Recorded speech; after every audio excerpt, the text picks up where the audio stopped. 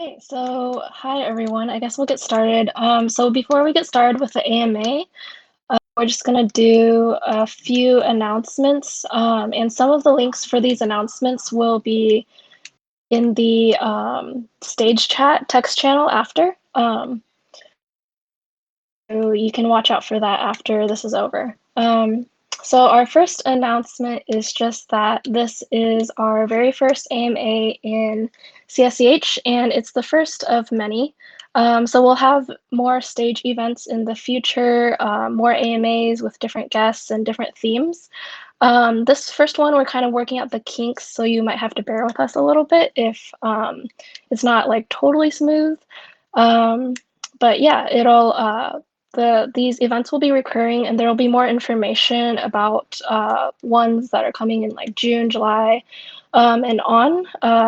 A bit later on, we'll probably post. We'll announce before everyone, and also probably try to get them up on our website. And after each AMA, we're going to be recording these AMAs. And we're also going to transcribe them so that they can also just be read online on our website. So ideally, we'll post the transcripts about a week or two after the event. So you can watch out for those, and we'll post them in the Discord server when they're available. And if you have any questions about that, feel free to just ask in stage chat or ask a mod or wherever.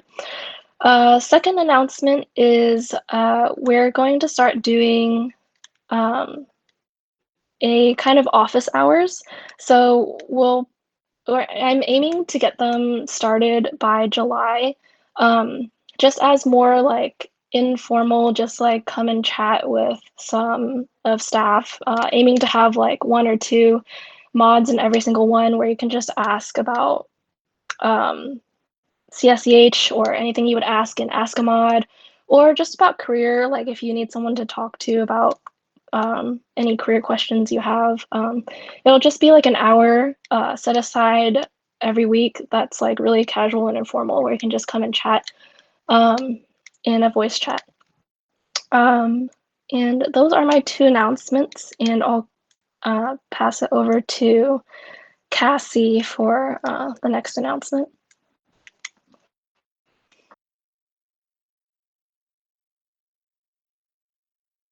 You're muted. Yeah, sorry about that. Hey guys. Yeah, so this is the trial one, and we're still trying to figure some of this out, as you can see. We're going to be sending out a survey at the end just to get an idea of what we'll be doing in the future, what we could improve on, what you'll want to see develop in the future in the community. So if there's anything you want to add, just let us know. So yeah, I think we'll be taking it to the next announcement, which I think is the Yeah, that's me. And by the way, we'll be sending out a survey for all that as well, so you can put your feedback in.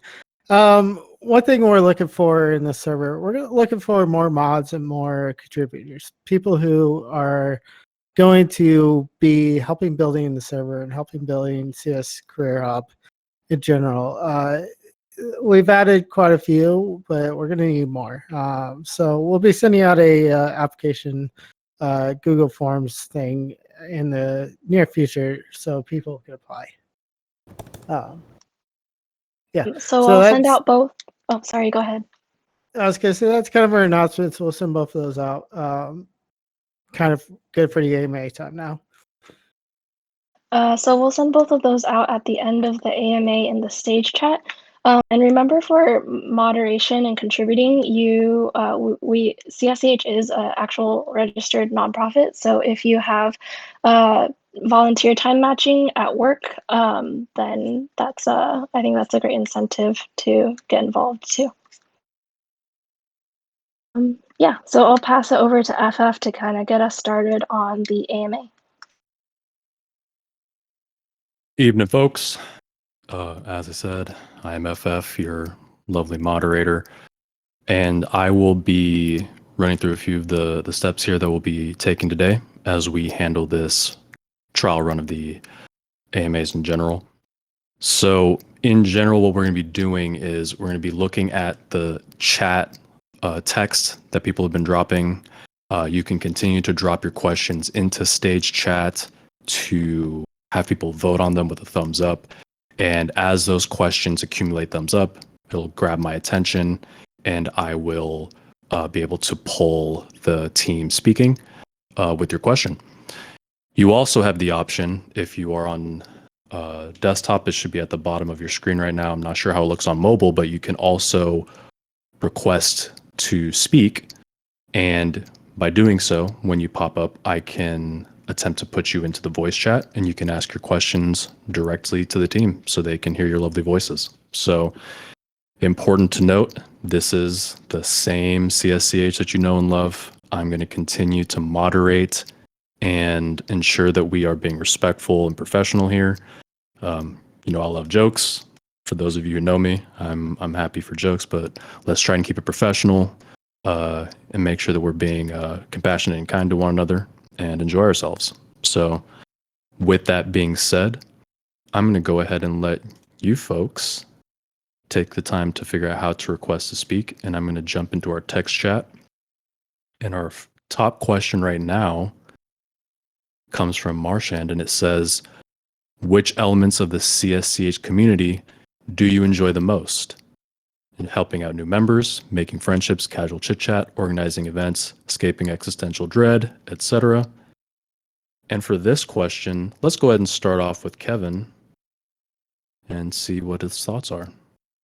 Yeah, I mean, obviously, I've been kind of here since the very beginning of the server. I love seeing it grow, and I've always loved seeing people get jobs as a result.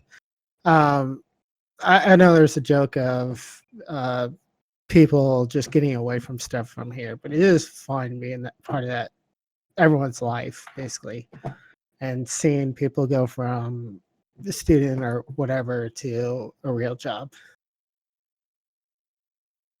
So that's my favorite. Great. Let's jump over to Brenda. Brenda's also been here for a good while. Let's get her thoughts. Yeah, I think I've been here since 2017. And let's see, what do I enjoy the most? I feel like everything, but at different times. So when I first joined, I was just here chatting and like trying to get internship advice because I was doing my first big internship in junior year, but I actually found some good friendships and like mentors through here, which was really awesome. And then when I was a moderator, I was also still chatting in here a lot. I just really enjoyed meeting people, expanding my network, and everyone was really like super nice and helpful here. So that was my favorite at that time. Now I kind of chat a bit less, but I feel like I help a lot behind the scenes on organizing events and like making the community better and just improving it however I can. And I found that I really like that.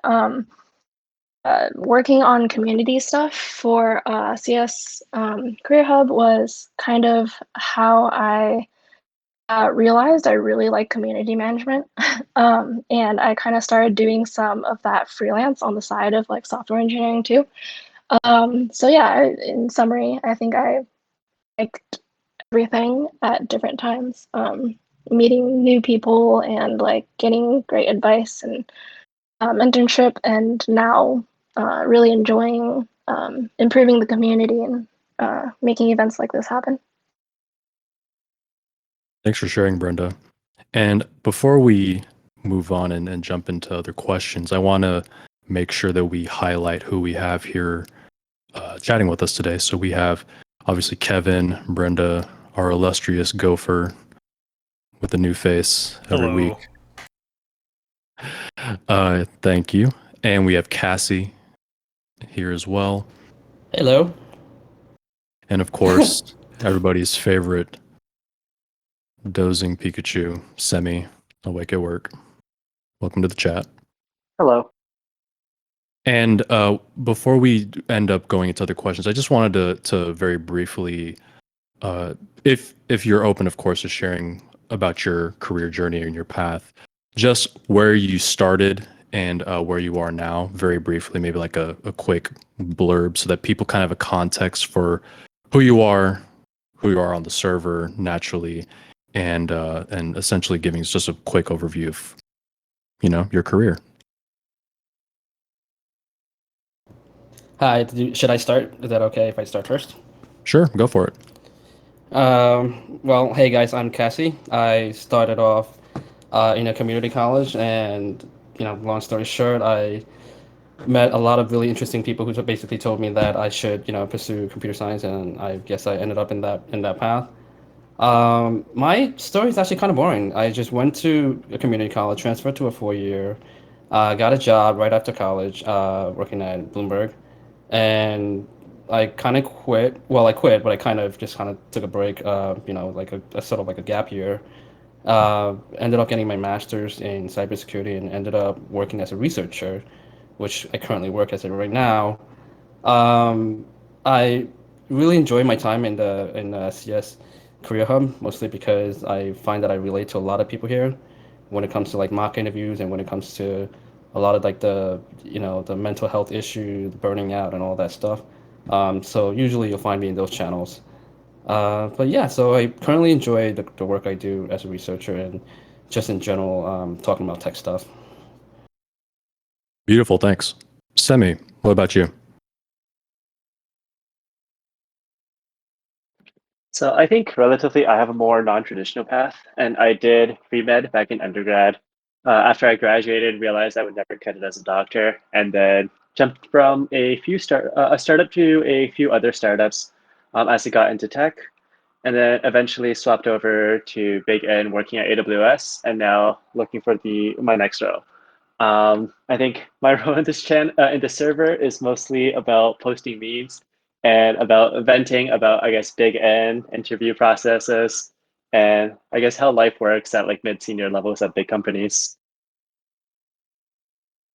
And I can confirm that's essentially all Semi does is vent and post memes. Next up, we've got Gopher. Break it down for us. Yeah. So, as a few of you may know, I am from Quebec. So, I have a fairly traditional background in computer science. I went to a small French Canadian university called the University of Sherbrooke. I did 5 co ops there in various software development positions. And and now I work at Samsung Ads full time since 6, 7 months, something like that. And throughout a good chunk of my schooling, I was part of CSCH, kind of growing as a developer. Excellent. And real quick, Brenda, Kevin, if you guys can, one at a time, just real quick, tell us a little bit about yourself. Yeah. So I said a little bit about, well, I guess I'll start with my career. So I did a lot of internships and part-time jobs and freelancing throughout college. I kind of did a little bit of everything, and I was at a couple of startups. I was at a mid-sized company that was under a larger company. I did freelancing and part-time jobs for individuals and also really small companies. And currently I work at Adobe as a software engineer. I've been here for about 2 years now. And in terms of CS Career Hub, I always almost call it CS Career Hackers, its original name. I joined, like I said earlier, in 2017, and was around here chatting, asking for advice about like internships and things like that. I started doing a bunch of resume reviews and just contributing in those kind of ways, and eventually became a moderator and just got more and more involved in kind of improving the community, making bots and the website, things like that. And kind of, you could say, worked my way up the career ladder of CSCH. A total raise of $0 over that time. And now just kind of running it with Kevin and trying to improve the community as much as I can. Thanks for going into a little more detail. Appreciate it. Kevin. Yeah, so I am your server owner. I built CS Career Hub from the very beginning. I started with someone named John, a wonderful Google engineer. And both of us kind of created this place.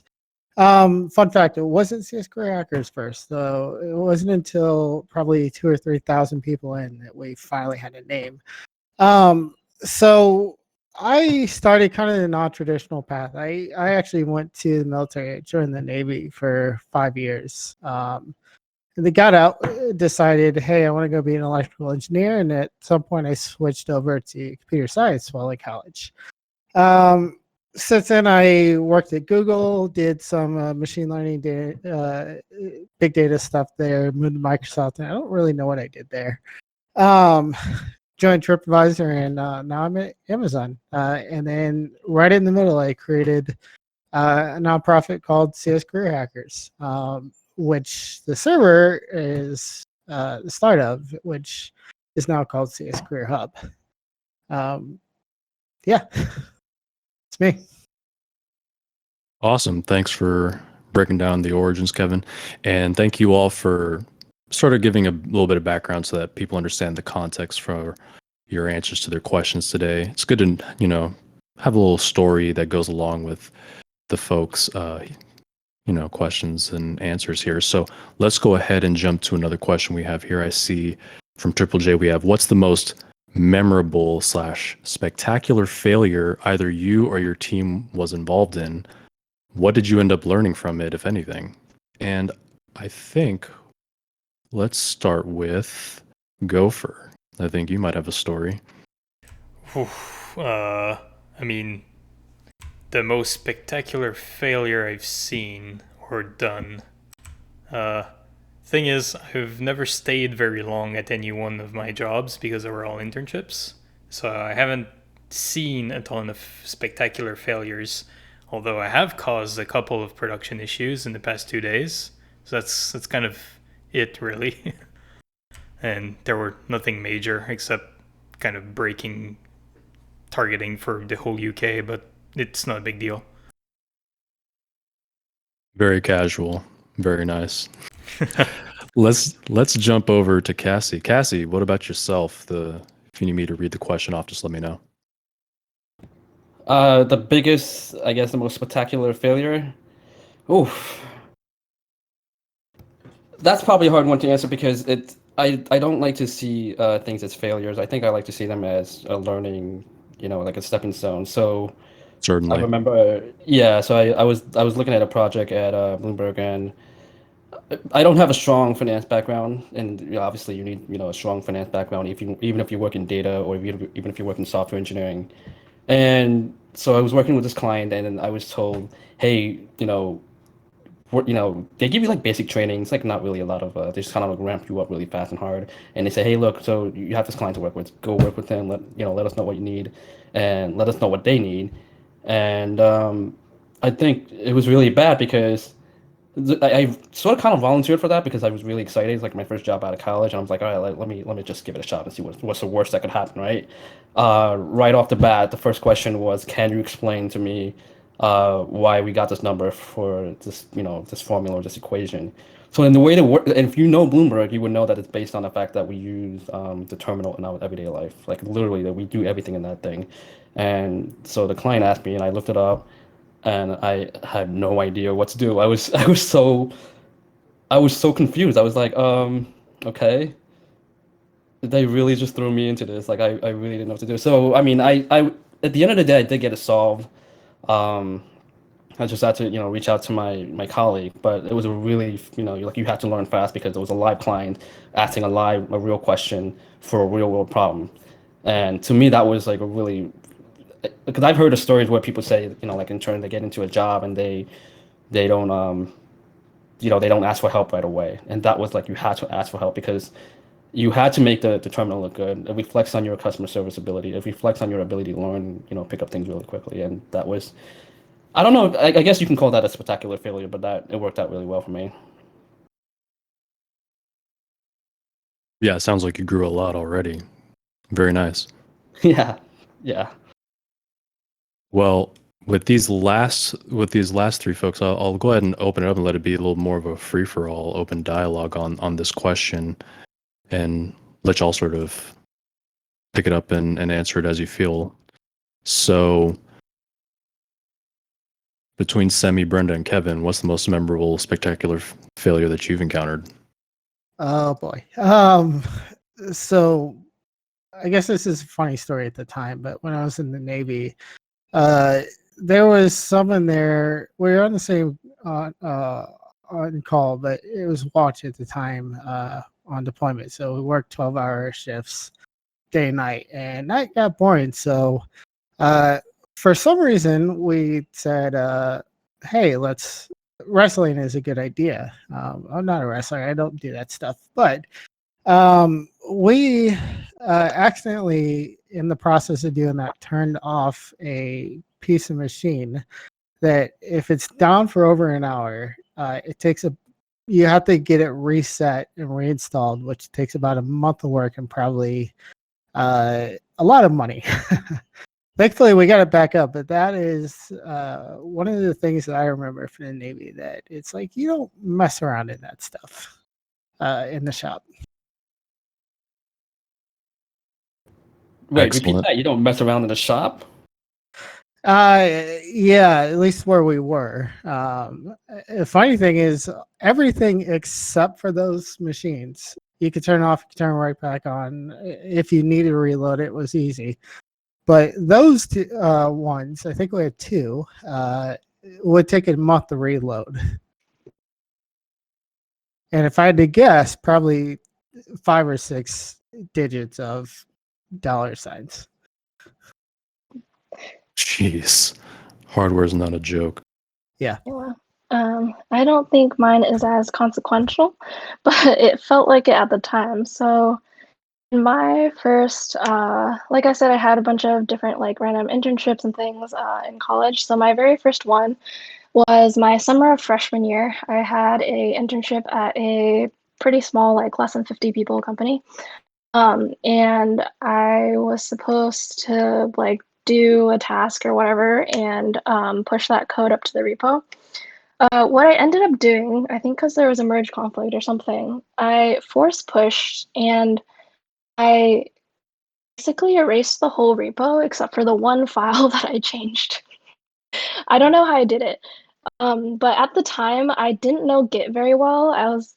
I had just learned programming like that year. It was like right after my freshman year. And because I had changed majors. So anyway, yeah, I force pushed and the whole thing was gone except my one file. So I was panicking. And I was like, I didn't know about like Git version history that well. And like you could just revert my commit. Um, so I like sweat for a good hour, and then I was like, okay, I'm just gonna contact my manager and see if he can fix this. My manager was really nice, luckily, and understood, and he was like, oh yeah, it's fine. Like, don't worry about it. We'll just revert it. And that's when I learned about how great Git and version control is. So that's like always the first one that comes to my mind. Do you still refer to Git references, or do you know it by hand now? I know it much better, but there's this website called Oh Shit Git that I do sometimes still refer to, and it teaches you like how to mess up your history. Yeah, I'm still the same way. Still in the same stage. Just having an easy website to remember. That's all you need, right? Just a good Yep. starting point. Semi, lay it on us. How bad have you bombed? If we want a more programming related one, so we actually caused a major outage in our AWS service last December, right before New Year's Eve. So what we had done was we had transformed one of our main indexes to be using weekly instead of daily basically at a daily, weekly instead of daily aggregates, we released a off by one error to production. And then at this point, our service is around something around 10, 20 million records a day. And it turns out that our canaries, which are tests that run continuously in the background, did not catch this edge case at all. But it basically resulted in all of our data storage being pointed to the incorrect index. And this is first flagged to us when some of our other automated tests started failing. So this was, I think, probably December 29 or so of last year. The entire team was more or less paged, and we kind of went through, debugged this problem, figured out kind of what was wrong, and we managed to get a hotfix out in around 30 minutes, right as a bunch of people in our org was kind of escalating and wondering what was the issue. We pushed the hotfix out, tested it minimally, and deployed it to, I would say, most of our users within 2 hours. And then it was the painful step of realizing that this has already been in these regions for like multiple days. The alpha winner existed for multiple days, and starting to write like scripts to figure out what went wrong, to kind of migrate any of the incorrect data over to the correct spots, as well as analyze like why this like failed, so that we don't run into similar issues next time. Wow. Catastrophic level. But I mean, 2 hours, that's not bad. It's a pretty good turnaround. So I'm gonna go ahead and So I was gonna say that was pretty good. Yeah, 2 hours is pretty short. Usually the ones that I've had was like a couple hours, a couple days, in some cases weeks. I think Amazon Web Services is particularly known for its on-call rotation, and when we make mistakes, we are responsible for fixing them right away. And yet you're running away. Tisk tisk. I kid. We have Takashi replacing you. So now I'm going to go ahead and point out that I haven't seen anybody raise their hands. So I'm going to go back to our text chat. But if you're interested in speaking to our lovely guests this evening, go ahead and raise your hand and we'll make it happen. I'm going to go ahead and jump down to some more recent questions we've had here. What is the worst piece of common advice or most common piece of bad advice you see posted on here, Reddit, articles, or otherwise that you think causes misconceptions about the field? And I think I'm going to open this one up to everybody because this is a good question to sort of bounce back and forth, and you love to see people disagree in the chat. So let's have at it. I could probably start with that. I don't really know if there's bad advice or bad this or that. The one bad thing I see, unfortunately, is that we'll have people come in with no experience or very little, and nothing against those people, but they're giving, in terms of senior engineers, bad advice for their careers. Definitely. Yeah. So that's kind of what I see. And that's not bad when you're giving advice to each other. Yeah. A little hard for that one because I've noticed that, when you're on Reddit enough, when you're on Discord enough, you find that I agree with Kevin. Like, there is no bad advice per se, but I don't want to say there's good advice, because what I've noticed when I give market reviews and stuff like that, I've noticed that because everyone is different, I've seen two similar people with similar background. One do really well. It's the same company actually. One doing really well and the other one doing really bad because it turns out something else is in the way. Like they have some underlying issues. It's hard to say without being more specific. It's like a really broad question that's saying like what's the most common for the whole field. Personally, I think probably the worst one is probably resume, because that's like you can't really get a straight answer. Like you can show it to 10 people and get 10 different answer, and maybe 11 if one of them is an HR person. So it's really, really, I guess, tedious. And I think I want to add on to what Cassie is saying is that there is no advice that is one size fits all. Advice should be taken from Exactly. taken differently based on your background. Like I can give advice to say like 100 CS undergrads that you should just leak code every day and aim for a big end, and it might work for some of them, but it would not work for all of them. Yeah, definitely. There's a kind of a locality also to the advice. Like I would feel very comfortable helping pretty much any Canadian, especially any French Canadian, in their early career. But like the further away we go, like away from like Canada, like US is still fine. I still have an understanding of like how things work in the US. But like once we go outside of that, I have no like context. So a lot of the advice I might give might not be appropriate for someone, I don't know, in the UK or in Europe or elsewhere. Yeah, Agreed. I will also say that there's no bad advice. Part of that question is also what causes misconceptions. I think one big misconception that sometimes especially prevalent here and on Reddit is that you have to uh, into a big N to be considered successful or to have a good career or good life or good money. Um, I, I think it's gotten a little better now in the server at least, but it used to be a big thing where it was like big N or bust. Like you have to get a 200K job at Google or Amazon or Facebook, where that's just absolutely not true. You can do really well without having a big N. Like certainly it can help, but like it's not the be all end all. Um, and like many smaller companies or even startups will actually be great for your career and for your wallet too.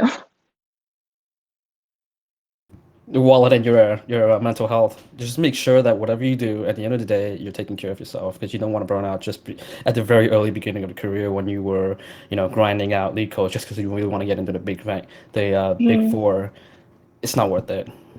yeah, and also you don't necessarily need leak code for like you don't need to grind leak code for everything. Maybe like for Google, yeah, probably. But there are a lot of companies out there that won't make you do well, maybe not a lot these days, but there are definitely companies out there where you don't have to grind leak code. Yeah, I agree. I've spoken to a lot of people who said something similar. They were like, I can train tech skills, but I can't train personality. Like, so behavior questions or just even how you are as a person. Like, if you're a pleasant person, then you can get a job almost anywhere. So those are really, really important things to focus on. Yeah, and before we move on from this, I just want to say that generally speaking, for everybody who's listening here and anybody who hears this later or reads the transcript later, generally I've found that folks here in CS Career Hub, they take the time to confront bad advice or advice that's given in a blanket manner, giving opinions that are very much subjective or very unique to a particular set of experiences. And I just want to say that it sounds like everybody here in the call today is in agreement that there is no one size fits all. So if there's any bad advice, to answer the question more directly, it's the bad advice is believing that there's advice that fits everybody. And we've done a pretty good job, I'd say, in ensuring that we all take each other's unique experiences into account. And that's really what the server's been about. So I'll get off my little Apple box here. And let's take a look at another question. Got a few more coming in. Let me start with Harps, and then we'll get to the other ones. Harp asked here, was software engineering, CS, tech your first choice of careers, or did any of you pivot to tech from another field? If so, how was the experience? And fortunately, we've had a little bit of that shared today, but let's go ahead and open it up to the floor. I will go first with this one because I have been through so many different Careers, well, not really careers exactly, but I've had a lot of thoughts on this. I've changed my major tons of times, which I mentioned briefly before. So when I was first entering college, I applied with an English and molecular cellular biology double major. Somewhere along the way, I dropped the English major part of that because I realized it was not a lot of writing that I like to do. It was the classes were basically like reading really old books, and it was so boring. And I also Sounds about realized right. I didn't really need English to, write in the future. Um, so I was molecular cellular biology. We abbreviate as MCB at Berkeley. So I was MCB for a good semester. And then I was like, I don't like biology that much. I don't want to be in like 3 hour long labs just looking at my test tubes or my microscope or whatever. And it was just not my thing. And realized well, I think I was struggling to like pivot away from that because I had been doing that in high school internships were all in like the science and bio area. So I was having a hard time kind of thinking about what else to do, especially since I'd built up so much uh, experience in that through past internships. So I decided to do something similar, but where I could not do the sciencey side of it so much. I was going to do public health then, and think I was thinking about getting into like health policy or public policy, or maybe like health hospital management or whatever. Because I knew I liked management and like the business side of things and policy. So I was public health for another like good semester or two. I think just one semester, and but it felt like two. And after that, I was like, well, I'm not nearly as passionate as all these public health people about like what's going on in the world, as weird as it is to admit it like that. But they were like super passionate about all the world issues, about public health and policy, and like improving public health. And I was like, well, I would love to be that kind of person, but I think I'm not. So I was just kind of like floating around, trying to figure it out. And then I taught myself how to code at the towards the end of spring of freshman, like end of the spring semester of freshman year. Um, I was like making my own websites, trying out a bit of Python, and I stayed up like all night doing just coding like small mini projects and things like that. And I was like, I think I could actually do this for a career. And at Berkeley, there are like so many people who are CS, and a lot of my friends are CS. So I guess it kind of makes sense that I explored that. And it was just kind of like a revelation one day after like staying up till 5 a.m. like doing a mini project just because I wanted to. I was like, yeah, I could totally do this.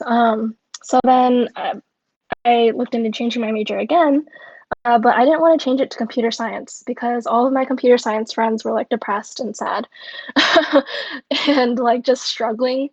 And I was like, oh, I don't want to do CS. Maybe I'll do cognitive science because that was like alternative for a lot of people at Berkeley who didn't do just straight CS or couldn't get into the CS major. And cognitive science also had like a bunch of different fields in it. So it had like psychology, neurology, sociology, and like three other things, which I won't list, but it's like a bunch of stuff in one, plus some CS class requirements too. So I decided to do that.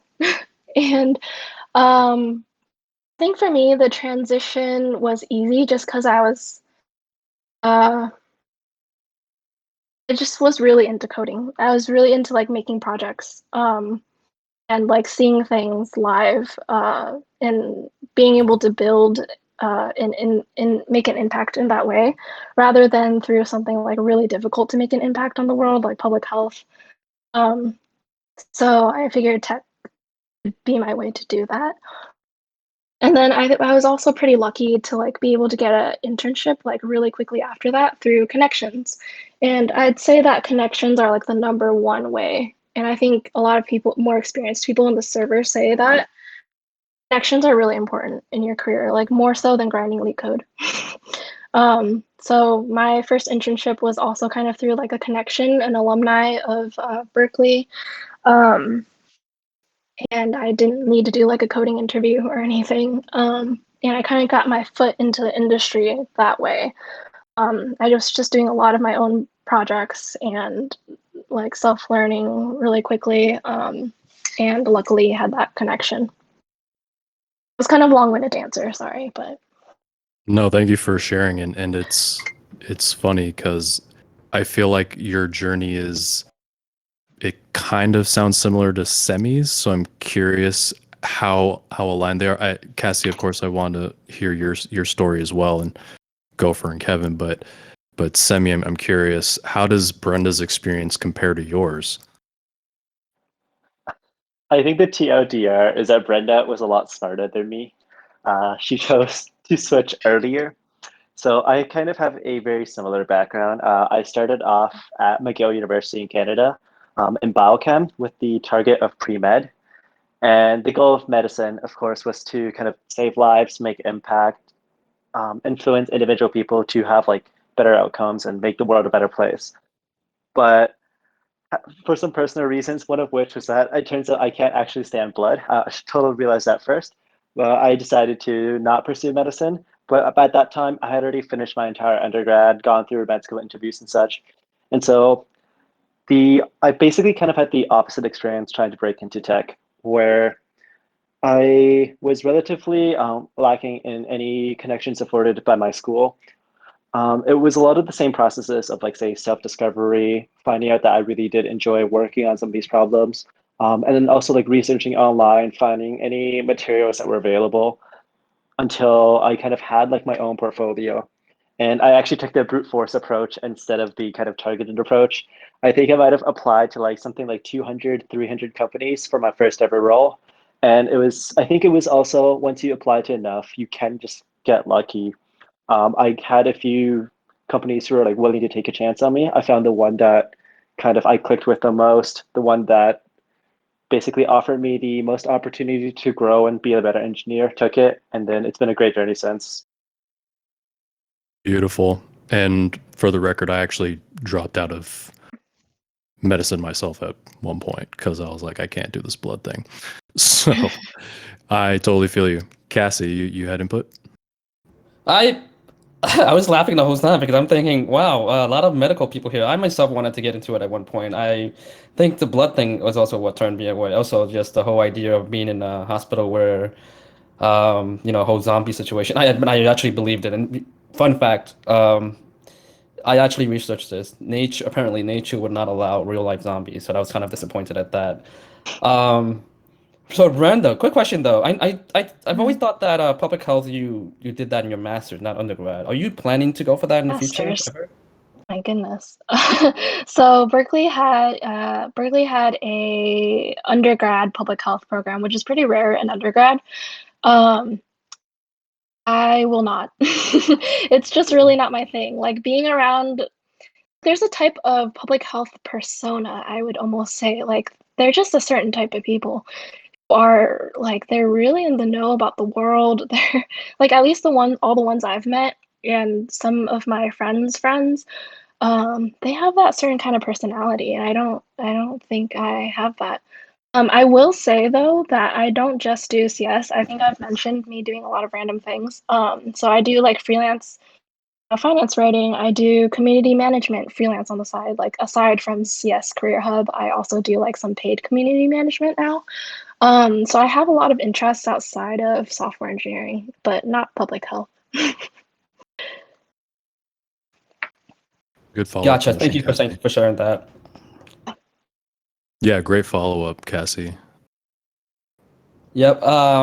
In my case, for pivoting, I've always been in tech for most of my life, so I don't really have a lot to add to that in terms of pivoting from one industry to another. I can say though that I have actually been in government. I've been in finance. I've also been in I've done a lot of stuff outside of tech. For example, like every 10 years there's a census, and I actually did that once, and going door to door asking people to fill in a survey. That was fun. Um, I think too many people, from my experience, too many people trying to get into tech because of the money, but not realizing the more important thing they should be focusing on is trying to see if they can solve, real world problems. So I think to that extent, that would be I guess my answer to that question. Great. Gopher, Kevin, any thoughts on your path to getting into this career? If you would have done things differently, or if Well, actually, funny enough, like thinking back when I was in high school, I think I wanted to be a biochemist. So kind of like in the same vein as like pre-med. But due to a whole lot of issues when I was in late high school and college, which is in Quebec is kind of different, and it's like a separate step from university. I ended up not pursuing that and going for CS instead. And yeah, like part of that, what motivated that was that I always did kind of tech stuff on my own, but also it kind of just offered good career prospects, which was important at the time. But otherwise, I've been a very kind of traditional path to do CS, so I don't have a ton of things to add. Yeah, no problem. Thanks for sharing. Yeah, I guess that leaves me then. I actually CS was as far away as I thought I'd be. I spent my entire childhood and a little bit of adult career playing music. I was playing trumpet, euphonium, baritone. Did drum corps, marching band. I thought I was going to get into the Covenant Zone for the Marines and play music for the next 20 years. Didn't happen. I ended up joining the Navy thinking, hey, maybe I could go fly planes. That didn't happen. And eventually got into IT in the Navy. So I did that for 4 years. I was on the radio side, so more of the electrical engineering side. Got out, went to college for electrical engineering, and did about a year and a half. Heard about a story. One of our professors was stapling McDonald's applications to the back of the test, and I was having bad experiences with some of the professors.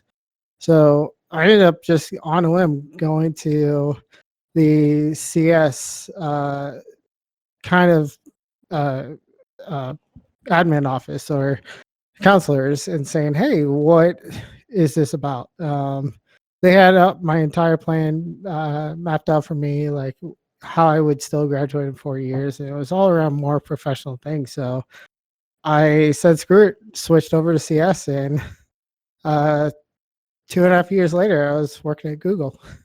So I don't really have that big of a background for CS. It was a short-term thing for me. Totally different walks of life out here. Really impressive, all your stories. And I just want to highlight the fact that this, diversity you're seeing here is not unique. There's tons of people in the server with this experience variety.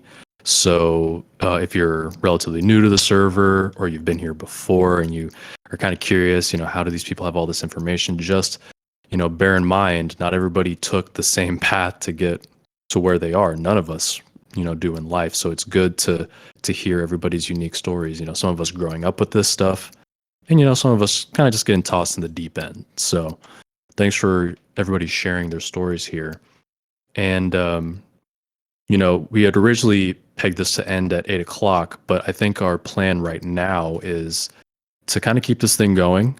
And, as people start to wind down for the evening, we'll, treat it accordingly. But we'll try and answer as many questions as we can and get you guys some feedback to your burning, thoughts. So next big one I see here is, do you have any advice for getting up to speed in a new role, team, or company?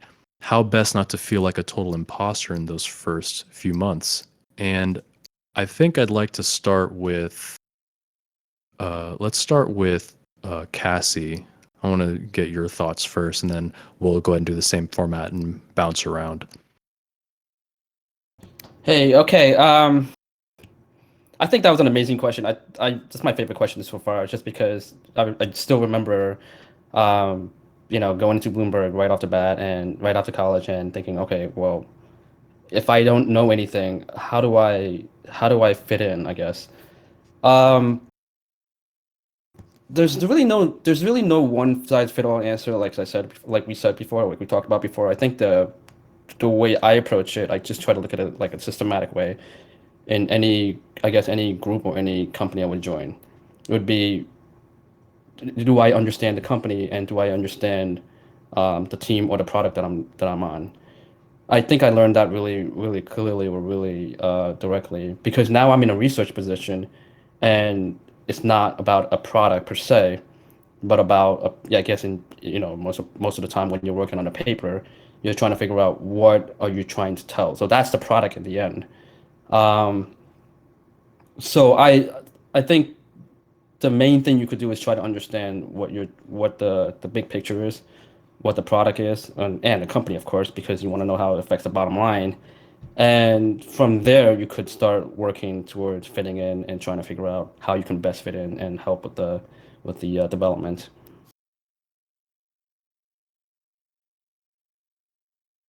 Excellent.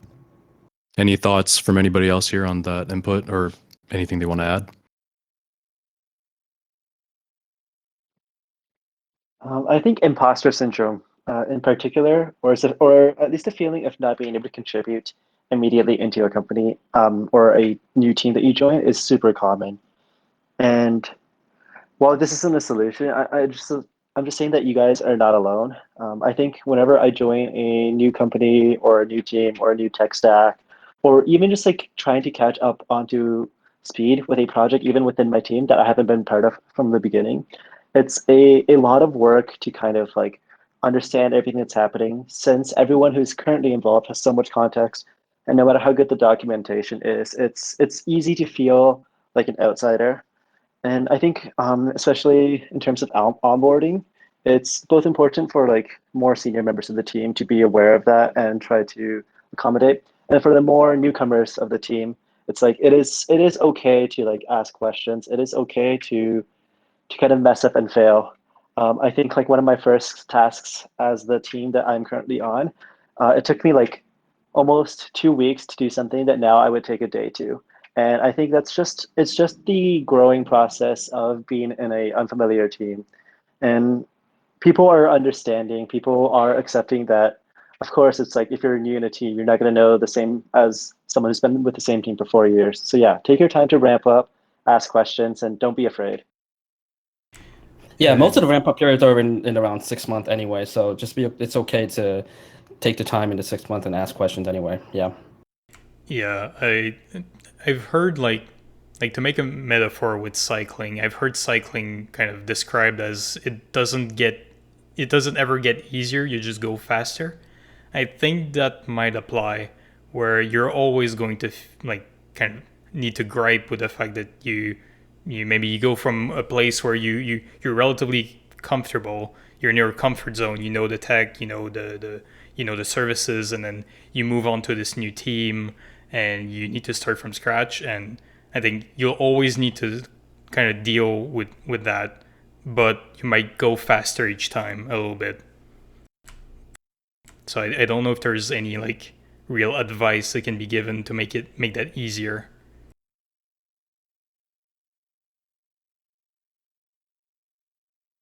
Great input so far.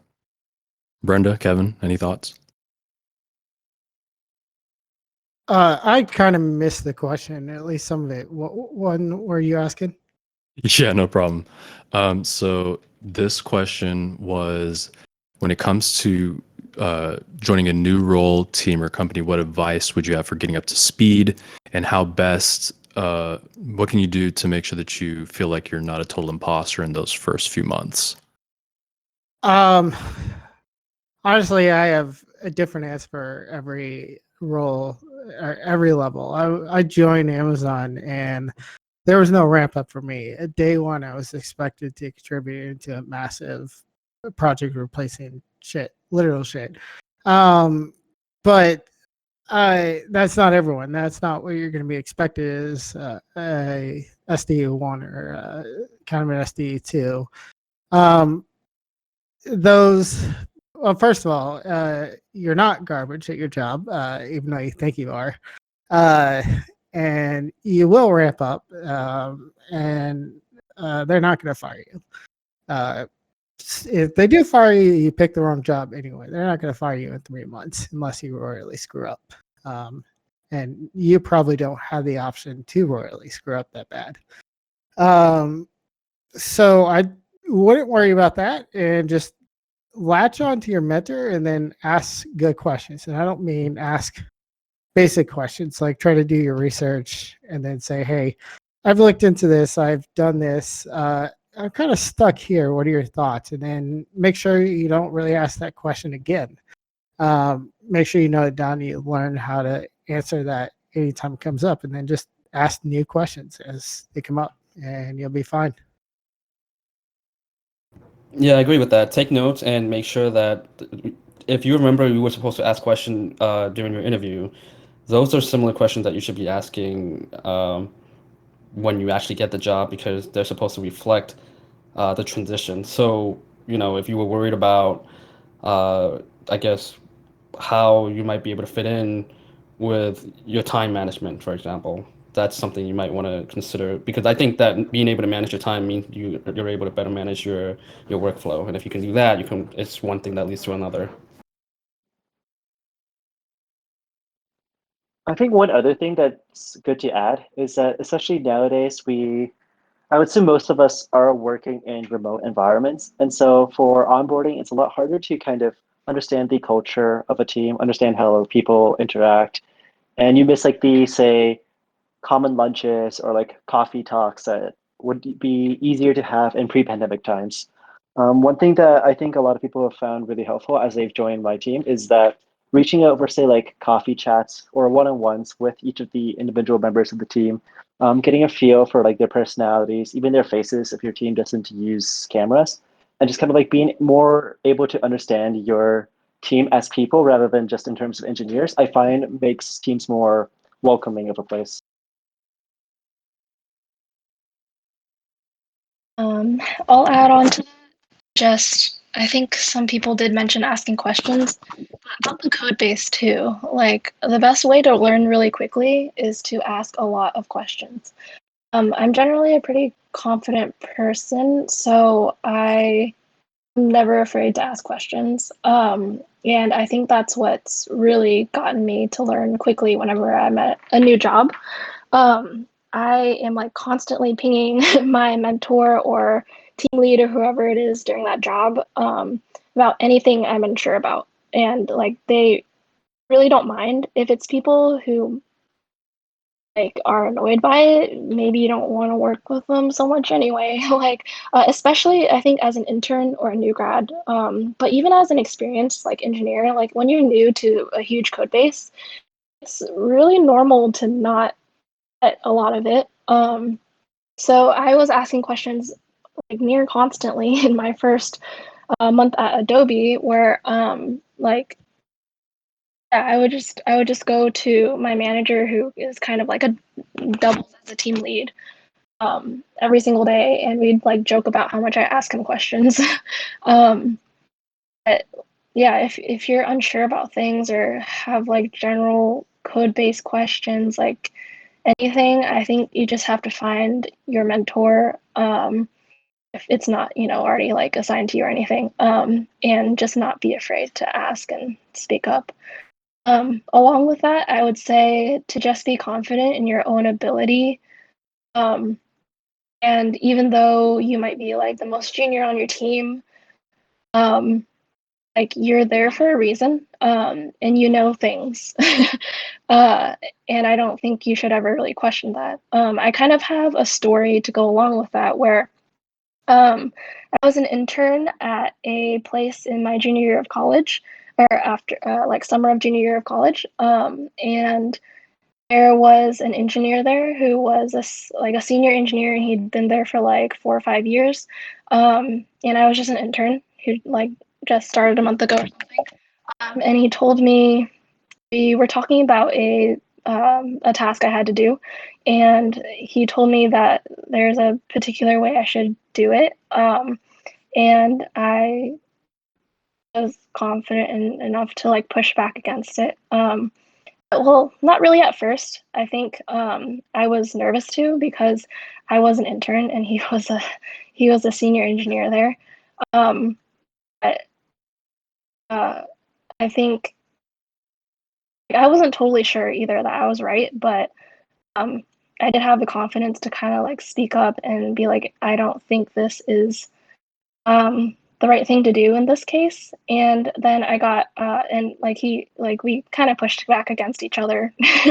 But then I got advice from someone else on my team who was also really senior, like a staff engineer, and he was like, yeah, I think what you're saying is right, and like we can all talk together about it. So like no matter what level you are, no matter how junior you are or how new you are to the team, you're gonna know some stuff that other people don't. And like if you really feel like you don't know anything, like just ask a lot of questions and like get comfortable, and also understand that it will take most people like a lot of people months to adjust to a huge code base. I learned really quickly, but I still didn't understand like the core basics of the code base I'm currently working on until after like 2 months of pretty intense work on it and like walking myself through the workflow and like the, I guess you could say, the flow of the work of the code base for many weeks and asking many questions. Yeah. So in summary, just like ask questions and have confidence that you do know some stuff and you're there for a reason. Yeah, solid answers all around. I'll drop in just one quick anecdote for myself. When I first started my first job, I was working in R&D, and we were doing a lot of, shall we say, questionable practices, testing live in production in a manufacturing environment, and much of the problems we were encountering came down to the fact that our senior engineer was mixing data that he was manually manipulating with production data that was being generated by the software itself, because at the end of the day, the people on the shop floor, they just wanted to get results from that data. They didn't care about, integrity of the data or any of the intermediate steps to get it. And I had probably less than a year of experience, and I got in an argument with him to, polite one. But nevertheless, it was me confronting him on something that I had talked to the rest of our team about, people who were far older than me, but I confronted him on it and told him that this was unacceptable, and I kind of forced the issue until I got buy-in from the rest of the team to get him to stop doing this, because it was compromising our ability to even know if our software was doing what it was supposed to.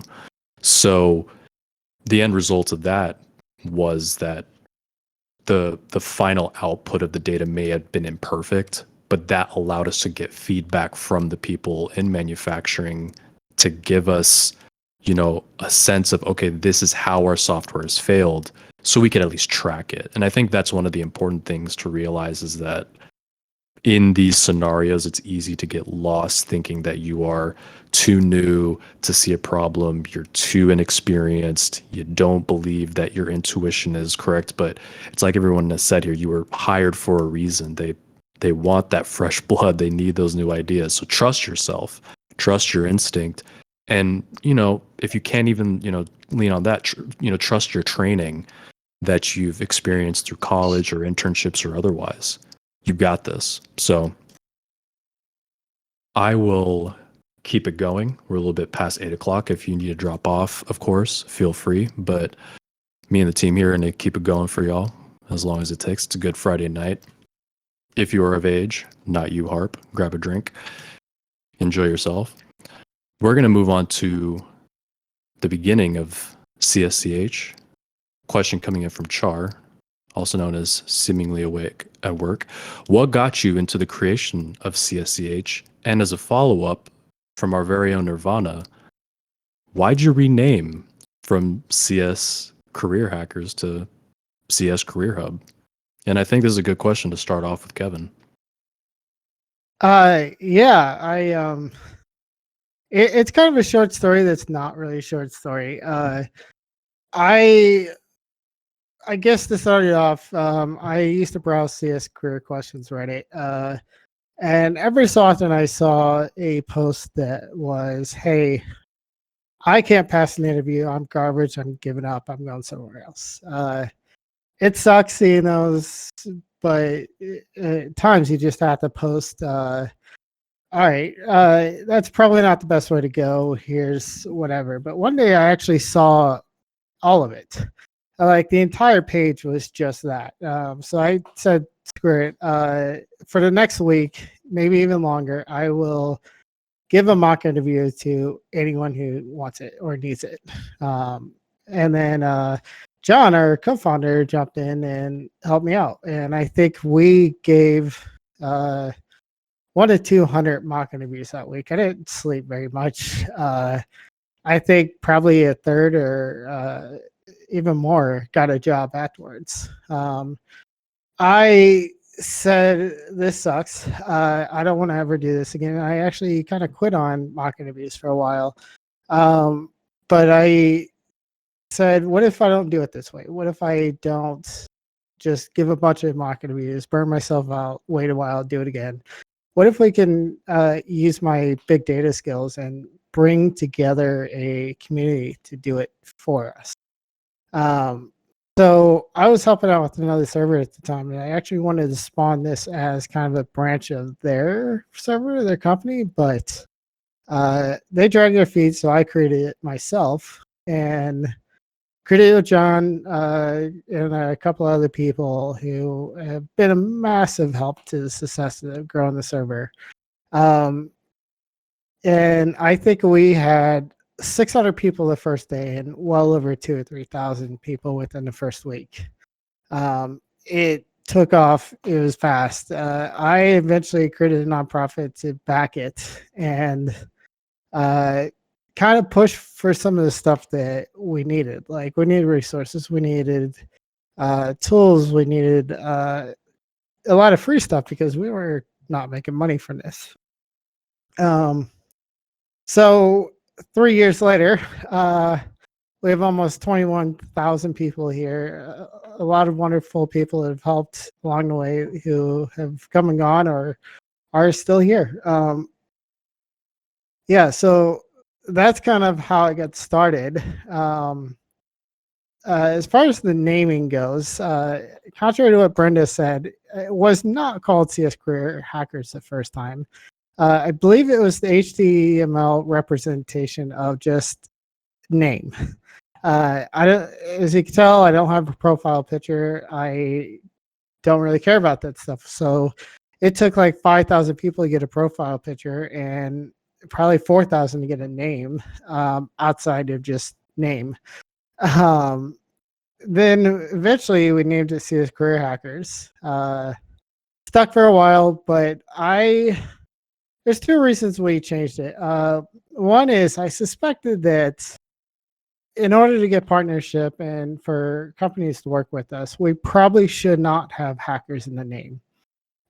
So I ended up suggesting we move to something else. And the other one was when we started doing discovery servers where people could search for something. They would find our server and join.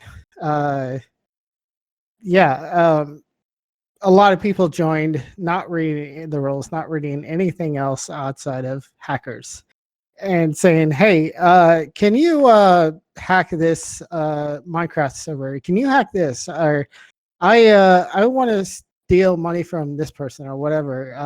Obviously, we aren't that. So it's either we got off of Discord discovery, so which we were growing people from. So I didn't think that was a great idea. Or we finally pushed through with a new name change and redesign everything we can. So we switched over to CS Career Hub.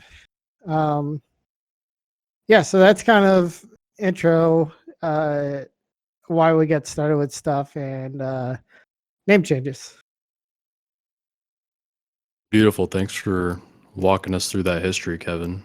And it looks like, if you're listening in right now, Nirvana went and did us a service of grabbing that first post where Kevin dropped, the invite to join the Discord many moons ago. And no, actually, that's not the first one. Oh, really? You did more than once? Yeah, the original post. So if you click on that, it says there's the original post can be found here. That's the actual original. And I'll paste it. Well, thank you for correcting me. I totally. That's probably one of the first like 5 or 6 posts, but yeah, that was the first one. Well, speaking of the first one, I was laughing a little. I was kind of chuckling a little bit about the hacker question because I'm also on other servers for I guess cybersecurity related questions, and those questions never really end, no matter what server you go to, as long as you have the word hacking or anything that's suggested. Because I guess for some reason kids are really desperate when they really want to take down an enemy in the in Minecraft or something. Yeah. That's a very good question. Can you take down this guy? Can you run a DDoS on this guy? Yeah.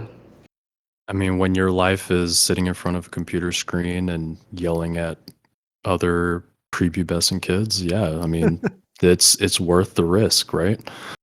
Yep. And for the record, CS Career Hub does not endorse any type of hacking behavior, so do not at me. So, thank you, Kevin. Thanks for that feedback, Cassie. And here we have, I think we have a couple other questions here lurking, and I just want to point out that our audience has been very quiet, rather shy. That's all right, no problem. But there is that feature to raise your hand if you want to hop in the chat, make yourself known, ask a question directly.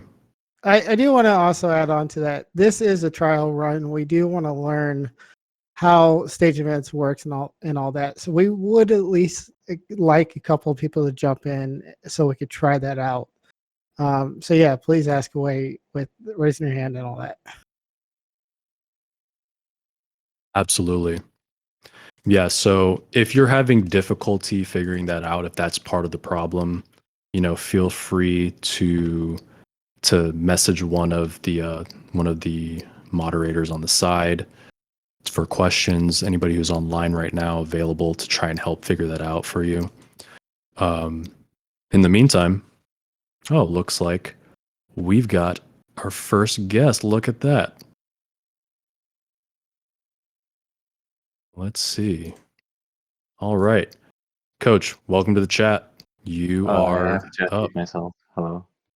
Yeah, so Kevin, you're the guy from the thread you just linked, right? Yeah. Okay, so yeah, you might have answered the question before, but why did you leave Google for Microsoft, and what were the major differences in the culture you found? Was there anything unusual, or because I think there's especially if you move from California to Washington, it's probably very different also work culture wise because Microsoft's much older, right? So so I didn't leave Google for Microsoft. I did obviously, but that wasn't why I was leaving. I was leaving California. I was a new grad paying 38% state and all taxes in general, if not more. It seemed like half my money was going to rent, half my money was going to taxes, and I'm not an extrovert, so all the stuff that you do in San Francisco, I didn't really do. The reason I went to Microsoft is because they said, "Hey, we want to pay you more than Google does for you to work here." It's really it. it was. I mean, I loved having an office, but all around it was a worse experience. That's not saying that that was Microsoft, but that was at the time SharePoint. The development tools were garbage. It took 2 weeks to push anything through versus 2 hours at Google. If I wanted to write code at Google, I just pulled up SWE online and I just wrote all this stuff online. I could use any IDE I wanted, but I could do whatever. And it took 5 minutes to compile instead of 8 hours. I thoroughly enjoyed the tools at Google that it didn't at Microsoft. That being said, last that I knew, they were changing that. They were going over to Visuals, not Visual Studio. It might be Visual Studio. Yeah, their tools, kind of their online thing, and all that process is an improving sense. So, yeah, like I said, I didn't leave Google for Microsoft. I left California for Seattle. Okay, thanks for the answer. Can I ask another question, or? Yeah, please. Okay. Wasn't it just possible to like transfer internally? Because I think Google also has some offices in Washington, also maybe like Texas, and Texas also like they don't have any state tax, right? Or I believe at the time it was a pretty small office in Seattle. Seattle, I enjoyed. I knew people up here. I had friends from college and all that. So it seemed like a place I wanted to go. And at the time, there was no headcount for teams that I wanted. But yes, you could transfer. You could go somewhere else. yeah, but then again, I think you mentioned that Microsoft paid you more, right? So Yeah. Okay, yeah. Yeah, that's all I wanted to ask. Cool. Appreciate it. Yeah, Coach, thanks for hopping in and being the very first one to bring yourself forward and share your thoughts. So at the bottom, I'm not sure if you're on desktop or not, you can move back to the audience. There should be a little indicator there next to your mute. And we'll just keep this thing exit going. quietly, or? Oh, or that. That's also an option. Hope you come back though. So, great question, Kevin. Thanks for breaking it down for us on your experience and your reasoning. Because, sometimes it's as simple as just wanting to leave and save a little money. And, there's a lot of options for us out here in the career of computer science and software engineering. So, I'm going to jump back over here very briefly. I don't see anybody raising their hands. It looks like Coach was the bravest amongst us. Oh, I stand corrected. We've got another caller coming in. Let me bring you on board. Sunset, welcome to the chat. You're muted. Go ahead and ask when you're ready. Hi, guys. I just noticed that you guys were doing this, and thank you so much. It's awesome to hear from professionals. So my question, a little bit of backstory. I graduated with a degree in math some time ago. And at first, I didn't really know that I wanted to pursue a career in computer science. But a couple of years down the road now, I find it really awesome. And I've spent a lot of time kind of studying on my own, so I don't have to go back to school and pay a lot of money to try and start things going. So my question is, what would you say is the biggest difference between like somebody that has 6 months, 1 year experience on the job and somebody like me who just kind of, for the most part, I'm a logical person. I can think through problems really well, and I've spent a lot of time studying like syntax and that kind of thing, but I don't really have that experience as part of a team working on something real, is what I would call it. And I was curious on what you guys thought that difference is. Like, what is the next thing that I should try to learn, I guess, is what I'm curious about. Hey, that sounds like two questions, right? One is what it's like to work in a team. If I could shrink down your question, and the other one was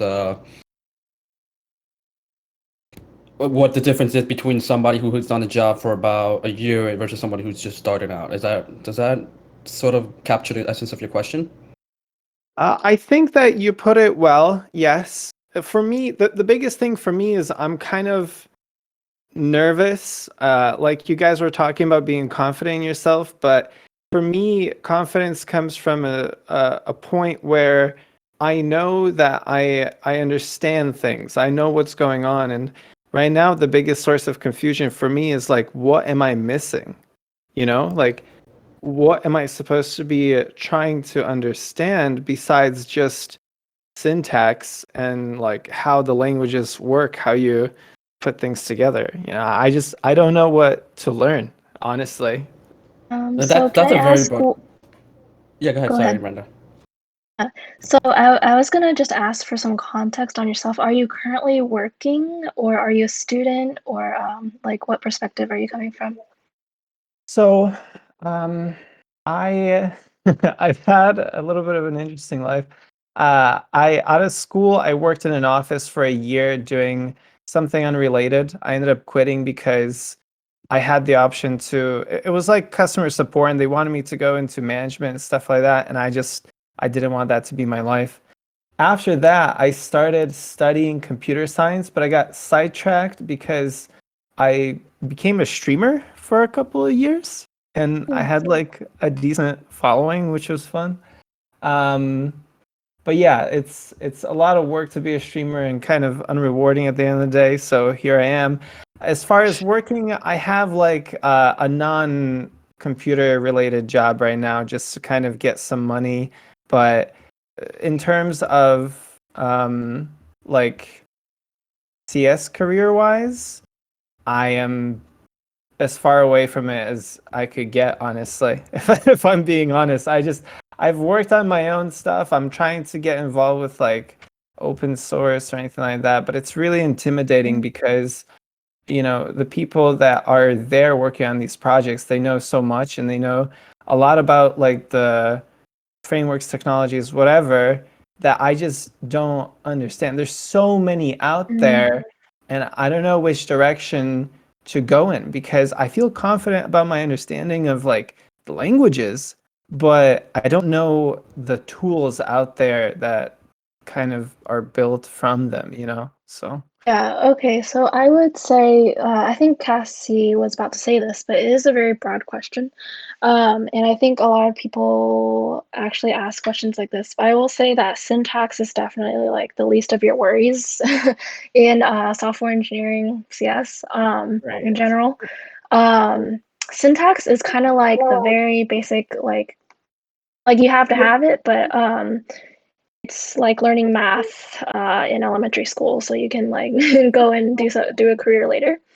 After that, I feel like it's super broad, but in general, and this will be different for different situations and such, of course. But I think in general, I think going and trying doing some open source projects is a good thing because projects and working on like it doesn't have to be within a corporate context to be counted as real work. Like for me, for example, when I was first starting, I just did a ton of projects, my own websites, my own apps, anything that felt interesting to me. I just worked on like mini projects for them. And I think I grew and learned so much more from that and like being able to put together like a back end plus a front end and like make it work well for users. Um, that was a really good learning experience. And then after that, being real world experience in terms of like internships or working at a company is also a big thing because it's super different from working on your own.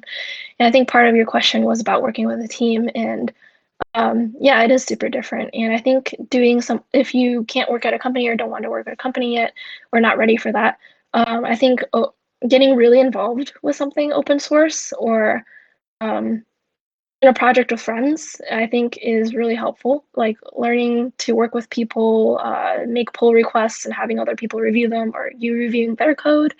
Knowing how to read and iterate on other people's code, manage it is all a big part of software engineering too. And then of course, like working with and communicating with those people. Oh, I guess that's a very broad answer, but it was also a pretty broad question. I think the basics, the TLDR is like syntax is just such a small part actually, a foundational but small part of an actual CS career. And where it goes from there is really just like doing projects and working with other people. Yeah, I absolutely agree with Brenda on that. As a fellow math lover, I was a double major before I dropped it. I just want to say, ultimately, just like math is a very broad field, try to focus on, um, you have this, it seems like you have a syntax, but I don't think I might have missed it, but you didn't quite say like what languages you were learning, what your interests are. So once you have those down, like Brenda said, you can start contributing to projects and figuring out, where to take it from there. Because once you have a project that you're looking at, like an open source project, you could say, hey, okay, so this is the tech stack, this is the, what am I gonna do with this? So take it from there and, never stop. And just one more thing before I shut up is you mentioned at the end that you see all these really experienced people who know so much about all these different frameworks, all these different languages, and maybe like all the nuances of those tools. And I will just say I felt like that too. And like it was so overwhelming to see all these people who like know all these things. But I'll say that it really compounds with experience. And those people that you're seeing probably have years and years of experience in their own projects, in open source projects, in company experience. Like they have so much work behind that maybe you don't see when you're just looking at them on LinkedIn or on GitHub. Um, they built a lot of that knowledge over time, and you don't have that much experience yet. And so that if there's of course going to be a difference. It doesn't mean that they're super smart and you'll never get there. You are on a different timeline, and they started 10 years ago. So that it just comes with experience, and you just can't get distracted by what other people know. And in such a broad field, absolutely no one is going to know same things as the next person in this field. Like, literally everyone is going to be working on different things. Even if you're all React developers, for example, you're going to learn different things just by being in different code bases. And each React developer is probably going to know something that the other doesn't. And that's just how it is.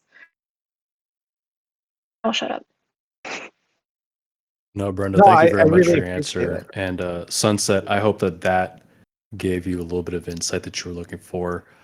And going forward, of course, as we work on curating these questions and getting you answers you're looking for, we'll try and see if getting the questions to our folks a little ahead of time helps them to get you something a little more targeted to what you're looking for, since we're kind of putting them on the spot, asking them to dance and sing for us in the moment.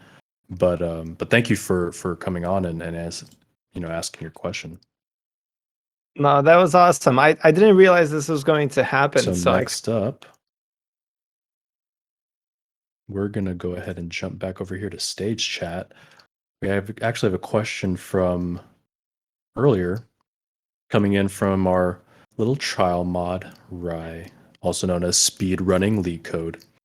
The question is, if you could go back to the start of your career and do one thing differently, what would it be and why? And I'm going to go ahead and let the folks here interpret that as they will, whether the start is back all the way when you were a wee tot tinkering with Legos, or, when you're in college and you decided to just make the jump over, whatever that means to you. And I'll open the floor up, starting with Gopher. Yeah. Career-wise, I'm pretty satisfied with a lot of the decisions I made early on. But the one thing that I kind of find myself wishing I did more was try and build more kind of a network in the academic world with with professors and the like. Especially since for a time I was looking at going for a master's or maybe a PhD. And like that lack of network was really kind of setting me back.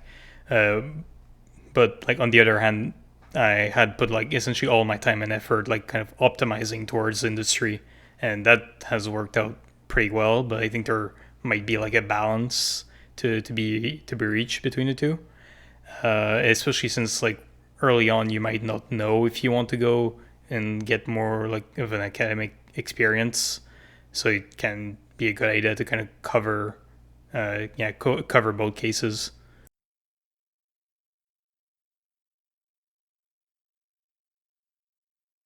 Great answer.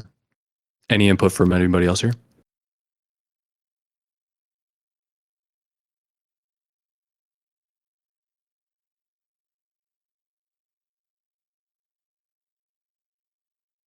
Don't be shy.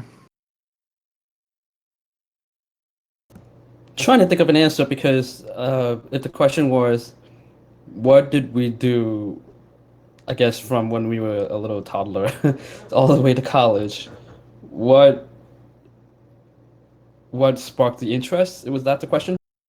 Yeah, sorry. Let me run it back for you. If you could go back to the start of your career, however you define career, and do one thing differently, what would it be and why? Oh, I missed. I didn't hear that part. So, if I could go back to my career, I guess whatever I define it, I hate to say this, I don't really have a good answer for this because I have somewhat of a different route that I took. I dropped out of high school, so if I could go back, I would do it again, just because it led me to where I am now, and I'm happy where I am. Um, I guess probably more focused more on relaxing, just realizing that hey, if at the time you think it's a big deal, it's probably not a big deal, and just try to enjoy life a little bit more. I think that would be my biggest. I unfortunately like have anxiety and depression and all these terrible things. And it's like it's never enough. It's never. So I think that would be my focus. Like focus more on mental health, focus more on taking care of myself, and just slowing down a lot more. Great answer, and a good thing to highlight as well. Taking care of yourself is a big part of not just this career, any career, but something that we should all be cognizant of. And if you are a student listening, make sure that you're taking care of your whole self, not just your intellectual self. So great input, Cassie.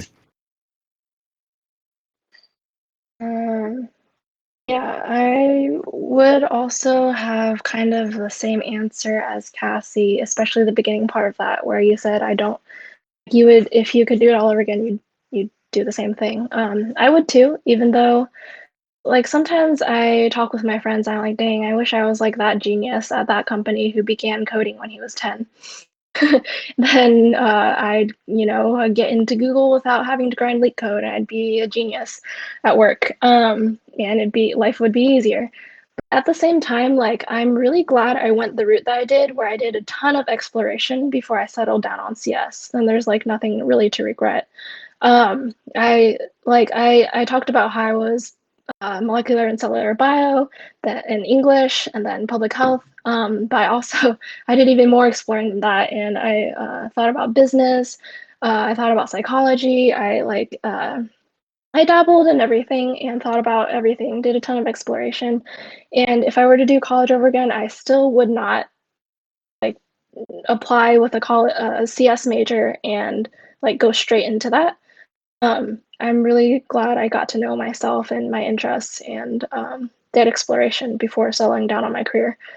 Um, and I'm still glad I wasn't a CS major and did cog sci to kind of have a more interdisciplinary view of things. Yeah, actually, I think you're touching on a pretty important point there. That I think we probably all have like aspects of our path or like to now essentially in a career that could have been like say more optimal, but like Yeah, ultimately that's the word.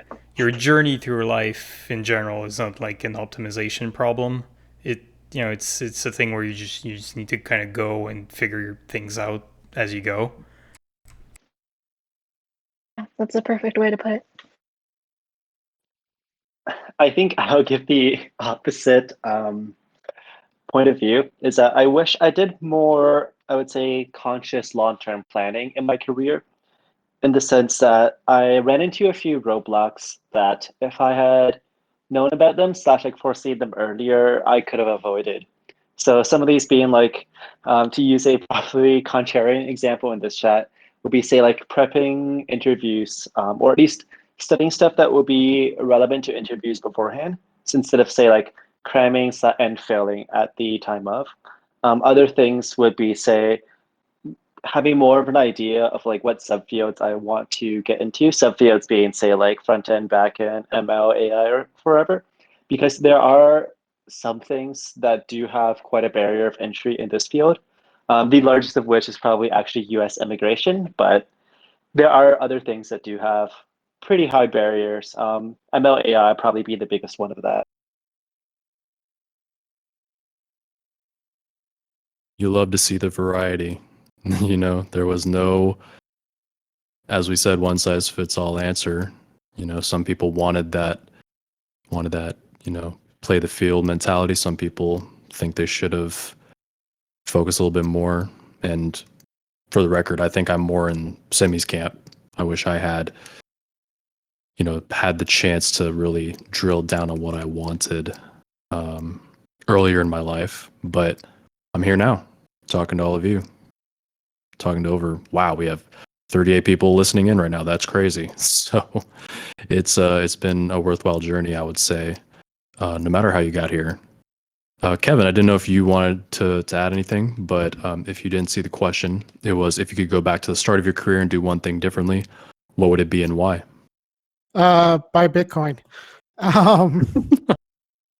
Yeah, I mean, that's a good one. That's a good in one. the military when Bitcoin was still pennies. I had people tell me, it's like, hey, what are your thoughts on this and all that? And yeah, shoulda, coulda, woulda, right? What was the Amazon stock price when you joined though? Like a third of what it is now. It's like right around 1,000. I don't actually know what it is now. No, that's not what I want. Yeah, it was about 1,000, so 3,200 now. Lordy. Yeah. Yeah, my next 2 years of stock are gonna be great. I don't know. There's a lot of stuff in my life that I sometimes wonder if I should have done it differently. But I also want to be where I was if I did. So my career has been a weird one, but it's also gotten me here. So I don't know. I do wish I studied more. My ADHD kind of kicked my butt a little bit in college. So the courses that I enjoyed, I did in a day or two. Like I did Calc 1, 2, and 3. I learned all of it in 2 days. But when it came to networking, I've had a networking job and a couple courses on it. I still don't know anything. So yeah, I don't know. I study more, maybe look at different options to learn how to negotiate a little more, maybe. Yeah, great answers. Yeah, I mean, there's a variety of little things that each of us look back and we realize, oh, if I had just known that one thing, potentially all of this, chaotic path I've taken to this point might have been a little bit smoother. But ultimately, it still got you here, and it got you chatting with folks tonight from all over who are really interested in hearing your story. So we appreciate, all the speakers. I just want to highlight that we're approaching 9:00. We're just past 8:30 here Central Time for me. I am, of course, happy to keep this going as long as our lovely guests are interested. But if you are hopping online and you're listening in, just want you to know that, we will be taking your questions as long as our guests are available and as long as you are here. And if something comes up that you missed from before, if there's a question that you would have liked to hear the answer for, we will have a transcript for you and a recording within the next 1 to 2 weeks after a little volunteer audio editing on the team's part. And So go ahead. I was going to say, we do plan on doing these more often. So even if we don't get to your question, like there will be other opportunities where we'll have events you can ask. Absolutely. As well as office hours. That too. And I'm sure a lot of you have burning questions for Ender, our lovely DevOps master. We will let you interrogate him thoroughly when he's not on baby duty or such. But that being said, I saw someone's hand was raised, but I think they dropped off. So assuming that they are currently, second guessing their question, I'll hop back over here to stage chat, and feel free to keep dropping in your thoughts. I'm going to be bouncing back and forth, like I said, from questions yesterday to today. One that just appeared in my purview here. Let's see. Actually got a couple in here. Let's take a look at Twitch's. Twitch Answers asks this question: what are the top 3 things, behaviors, habits, principles, or actions you consider most important to your success? And as usual, we'll go around the table, round robin, however you want to do it. And whoever wants to hop on first, have at it.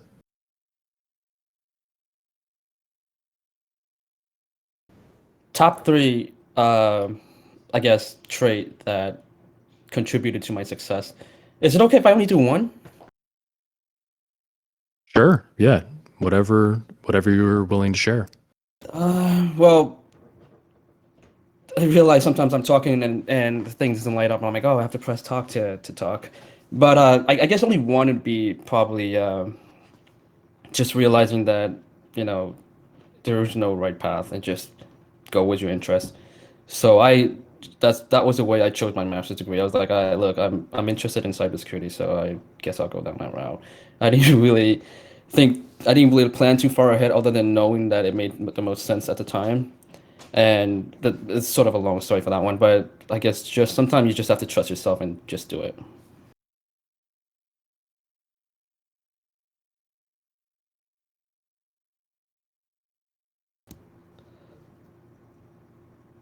Good answer. Let me have one of our other lovely people give their thoughts, and just so that I continue to do what I was supposed to do, which was give you the question: what are the top 3 things, behaviors, habits, principles, or actions you consider most important to your success?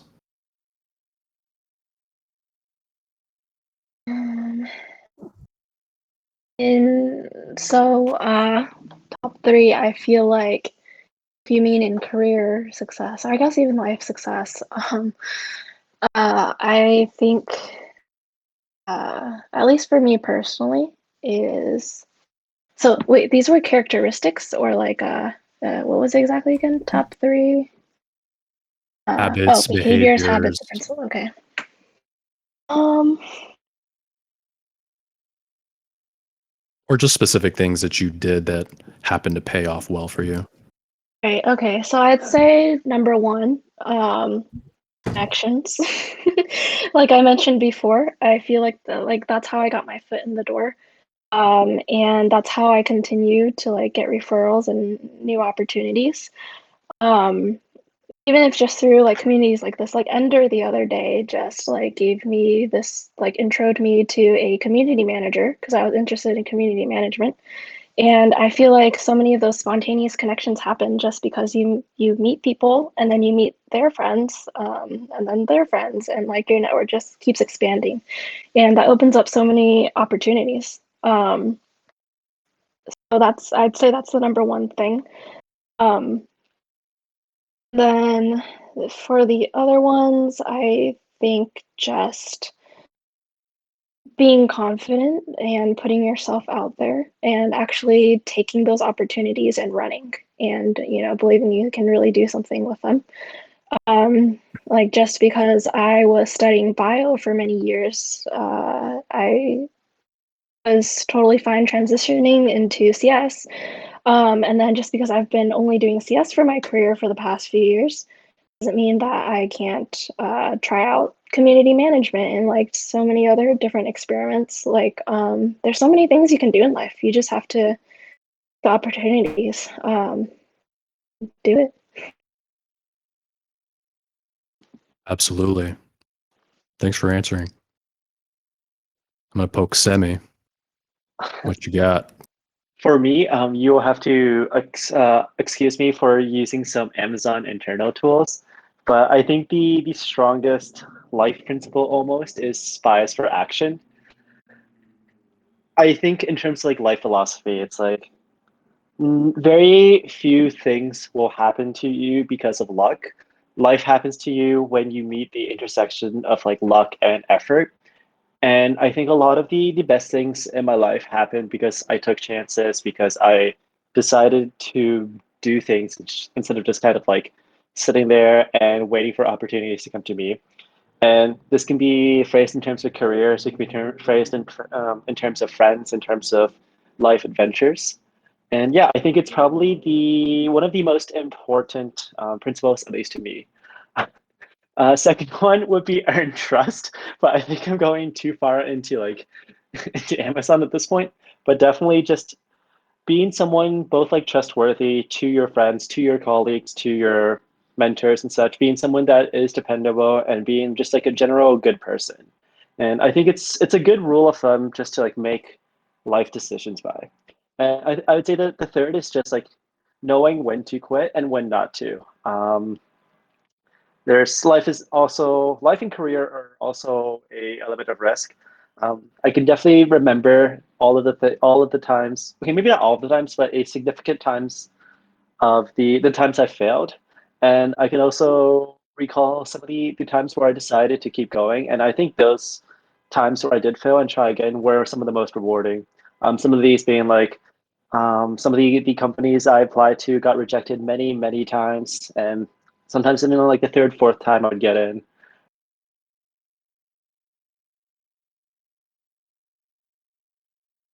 Great input.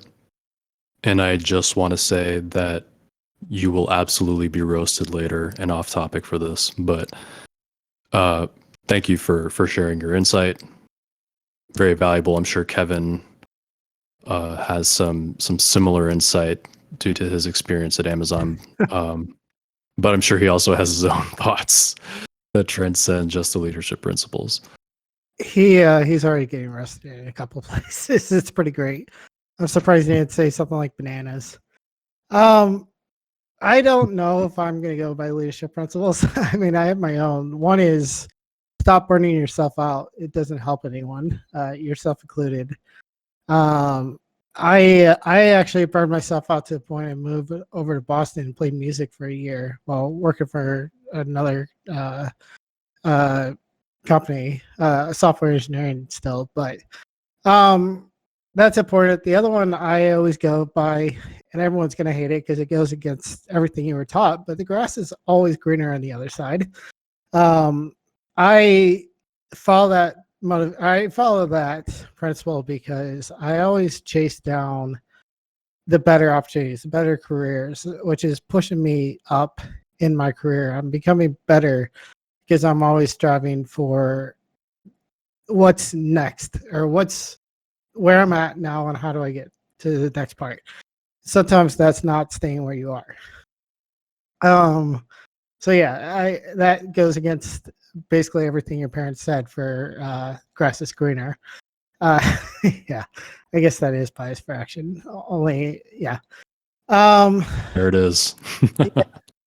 Hey, Simi put it, not me. I'm just saying that he's right. Yeah. I guess the third one really is an emphasis on the first. Like,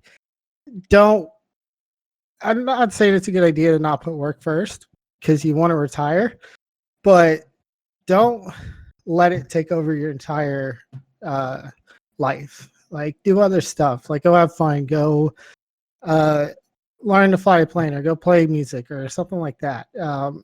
Stop putting 100% of your life into leak code or your job at work. Enjoy yourself. So yeah, that's Absolutely. go by. Definitely. And I just want to point out that earlier you had mentioned in your story that you didn't get to the chance to fly planes. Well, you fly them now, right? So that's Yeah, so you never know.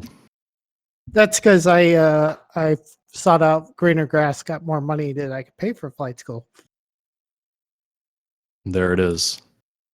You never know what advice or insight you're going to get here, right? Thanks, Kevin.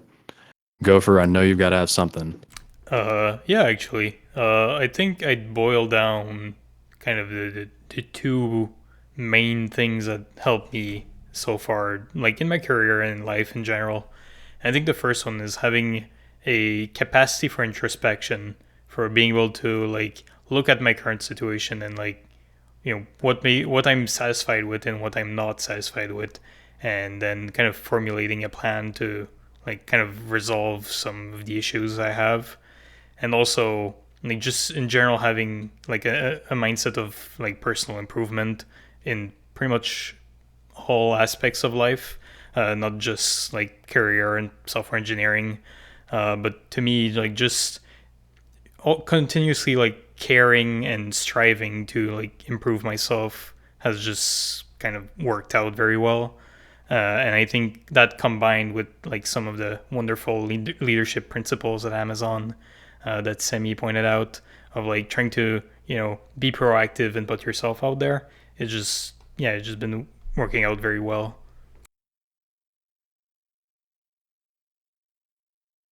Excellent input. Thanks a lot for that. And really, just generally, I feel like that was a good question because it speaks to, the things that each person here values and what has really propelled them to be where they are now. So, I'm treating this like my radio show, but if you're listening tonight, you yourself are either on this track or well beyond this track of being a person with this level of insight into yourself and your career. And it's important that if you don't feel that way yet, you're on your way. And that's really what the server is all about. So thanks, folks. I just want to point out, if you want to ask your question yourself, I am happy to read your question, but feel free to raise your hand. I'll drop you in the chat and you can share your lovely voice with the rest of us. But in the meantime, I'm going to hop back over here and we're going to take a look at our next question. It looks like we have, let's see here. I'm going to go take a look at this great question from Fully Asleep at School. Which programming language or framework would you recommend learning for the post-COVID-19 job market? Once again, free for all. If you want to take the question, it's all you. That's a tough question. I think it really depends on your interest. I did Python before the COVID, and I still do Python. So it's a really tough question. I think probably the question that, or the answer that we should all try to strive for is any language, as long as you're working on a project that you're happy with or that you're interested in.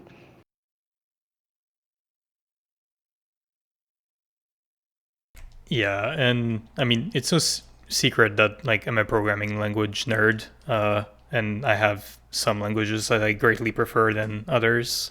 But I think in general, if you're just starting out, it's more important to get familiar with general programming than which language exactly you're using.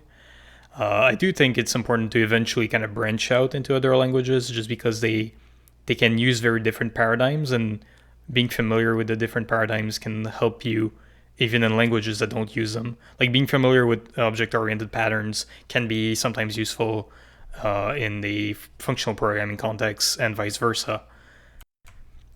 So yeah, I think anything that is kind of anything that will get you to code is probably the thing you should pick at first. Yeah, I agree with and that. I think And I think it's also a very broad question. It kind of depends on what you want to do too. Like, do you want to get into front end, back end, databases? If you don't have the basics, like, yeah, just pick one that will get you to code, like what Gopher said. But if you also have an idea of what you want to do, like if you want to do front end, you probably should learn JavaScript first, because React is huge right now, and like JavaScript and TypeScript in general, and using Node for the back end, like all those things are big in the React world and front end world. That was kind of a contradiction because Node is back end, but like front end people use Node too. I guess it's hard to explain. But yeah, so what I'm saying is basically it depends on what area you want to go into. So front end, I'd say JavaScript, TypeScript, React for the framework. Back end, like I don't know, whatever's popular, Java or Python. Yeah, it's just all dependent on that, I think. I looked at the question again, and it said specifically at the end, it said for the COVID-19 market. But I had to think about that, and then maybe if you are really, persistent or I guess headstrong toward like I really want to work for a company that does well in a market in an environment like this, then I guess what you could do is just on Google and look at all the companies that are doing well, all the stock, just look at all the companies that are doing well that have their stock prices, going up because of the COVID-19, and see what their tech stacks are and see what they're doing and take it from there. Yeah, I think that's super broad too, though. Like, all those companies, even within one company, they're going to be using a lot of different things. So I don't think that's really dependent on COVID-19. Like, and honestly, a lot of the companies that were doing well before are still doing well now for the most part. Especially with reopening. Like, yeah, I guess what Cassie said, but at the same time, what you're going to want to learn is really dependent on the job and the role, and not so much the market, I would say. I will also add that, especially at larger companies, often our interview processes are language agnostic. So my team, for example, does most of our work in TypeScript, Kotlin, React, Java, Golang, and Python. But you can interview in any language and you are all treated the same. So the language choice literally does not matter for my team at AWS, and it's true for most of the big end companies. So it's probably as what Gopher said and Brenda said, pick whatever language or I guess as what everyone else has said, pick what language you're interested in, as long as it's not something like COBOL or like F# that no one else uses. Well, and I think, I want to sort of drill down on this very, very briefly. And also, quick reminder, we're coming up on 9 o'clock. And if you're starting to tap out, you're welcome to hop off. And if you're listening, we'll get you that log as well as a transcript and a recording for you to listen to later. But I think part of if we're talking about the nature of the question, I think the nature of the question is really asking, in your opinion, as a developer in your corner of the market today, based on what you're observing in terms of what is in use, what is on the rise, what is on the fall, what's maintaining. If you had a recommendation, and you can be as specific or targeted as you want to be, what would you say is a good place to start if, let's assume you have the fundamentals down? Does that question make sense? I think Node.js is the clear winner here. Front end, back end. You could even use it in data science. You probably shouldn't, but you could. Yep, totally agree. That's what I was saying earlier. JavaScript. Yeah. Node.js, anything to do with JavaScript. You can even use it in mobile nowadays. It's basically the cross-platform language that Java wanted to be. And ML and AI. And security, I guess, is taking over the world. in my corner of the world, JavaScript is obviously a very popular and compelling option, but also C Sharp. Surprisingly, there's a lot of .NET shops here, which isn't as common, I think, in a lot of places in the United States. But depending on your locale, it could be a very interesting option as well. And Yeah, I just to think sort of, sorry, go ahead. No, I was just gonna say out of like JavaScript, Java, C Sharp, Python, even maybe Ruby and PHP and like C++, there's like no real wrong choices. Well, I would say C++ is a kind of a harder one. Like if say you're like coming out of like a degree with no real C++ experience and trying to find a job doing C++, that kind of more systemsy programming can be very difficult. And that's something that I run into as an intern, trying to get companies to let me intern in C++ was more difficult than in other languages.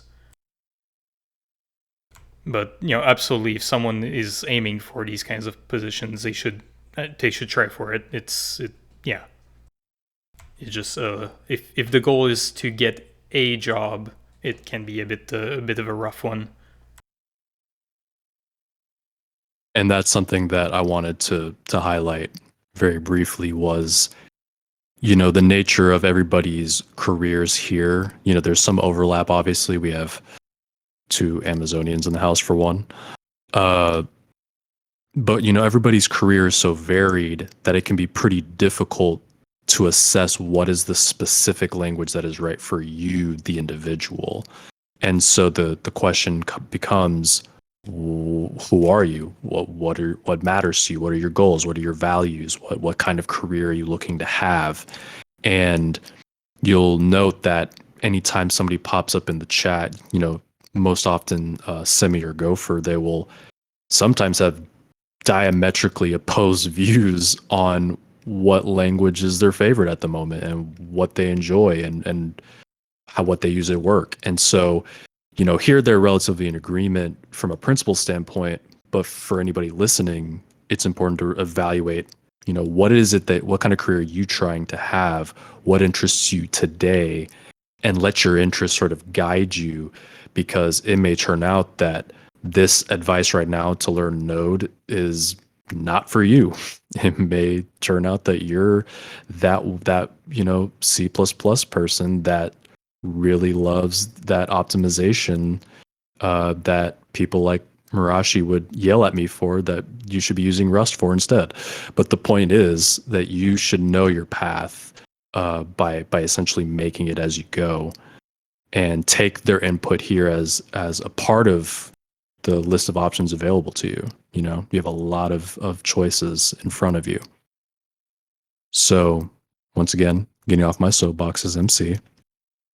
I have one thing to add, by the way. I try to Sure. stay out of the coding language race because I don't have 40 hours a week to argue on what coding language is better.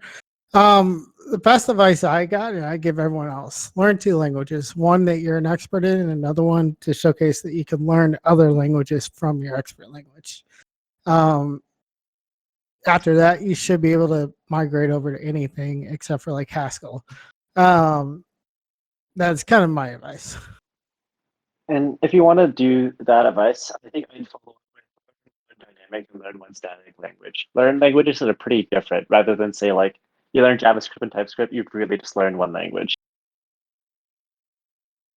Definitely. Yeah, I can see that.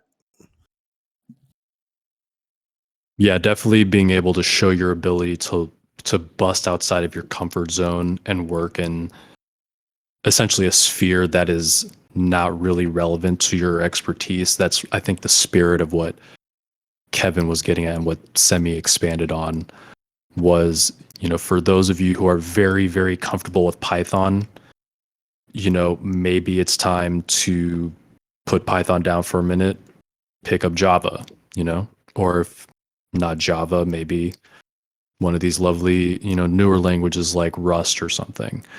Or go back to C itself and in C++ or something, whatever will help expand your perspective on development. Because I think the point Kevin is making is you want to demonstrate your ability to learn something new and that you're not uncomfortable with being uncomfortable in a new space.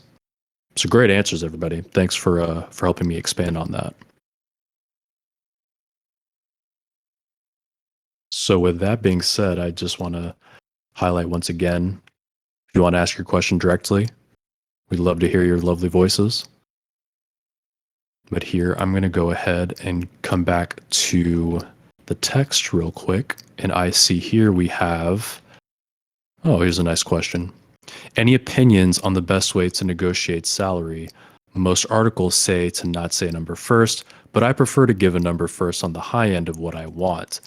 Now, this question will come up pretty frequently in the chat, so I think it's actually a good one for us to cover here, because there's sometimes some dissenting opinions on what's some good technique, and I'm going to narrow the scope of the question to that initial question for your salary.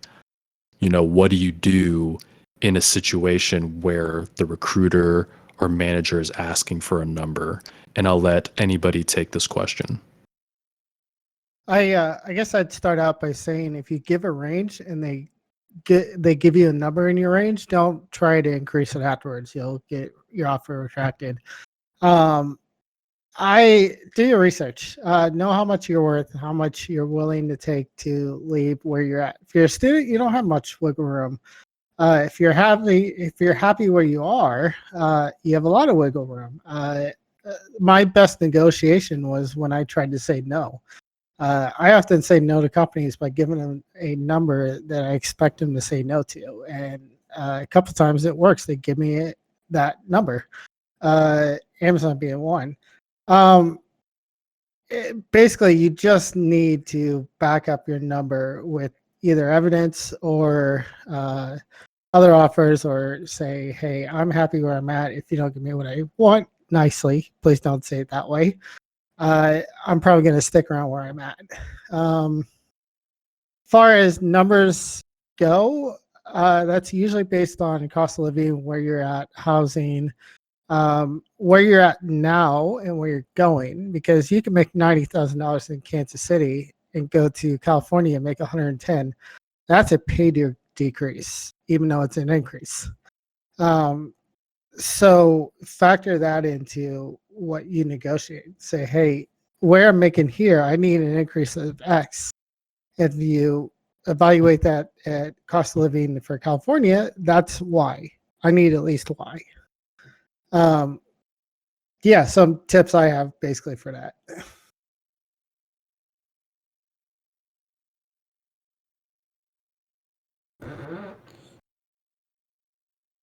Any input from anybody else here? Yeah, the negotiation one, I think it's a tricky one, just because I think that's highly dependent on, I guess, a person's personality, because you can't just tell a person to say this and that and expect the same result for 2 or 3 different people when you give them that advice. Kevin basically said everything. I 100% agree. The only thing I would add to that is just whatever figure you give, just make sure it's a number you're comfortable with. At the end of the day, you're the one taking the money home, so don't let anyone tell you this is the range you should take or you should stick with it. If you're not comfortable with the number, then don't do it. Yeah, I have one thing to add as well. If you're not comfortable negotiating, if that gives you a lot of anxiety, there are legit, don't go to the sketchy places, but legit companies that will negotiate on your behalf, or they'll tell you what to say and how to negotiate, and they'll do all the research for you. Oh, that's amazing. I was going to recommend taking a master's class with Chris Ross on negotiation. That's a thing too. Yeah. And as you can imagine, they're worth their money because they'll make you more than what they're charging. One other easy trick is if you're nervous about negotiating, just be. It obviously depends on how comfortable you are with the recruiter. But if you are nervous, it's okay just to ask the recruiter to allow you to negotiate over email, and then you can take the time to kind of draft your thoughts most companies, especially if they're at the stage where they're giving you an offer, are pretty invested in hiring you, so they actually do have a lot to lose too. Good insight.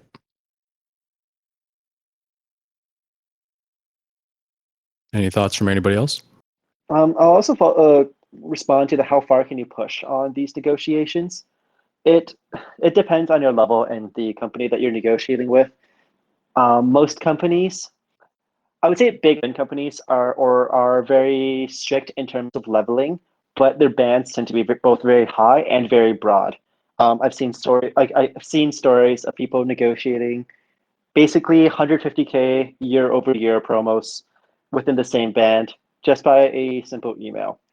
Within smaller companies, there tends to be a bit more flexibility, both in terms of your leveling and in terms of your actual number.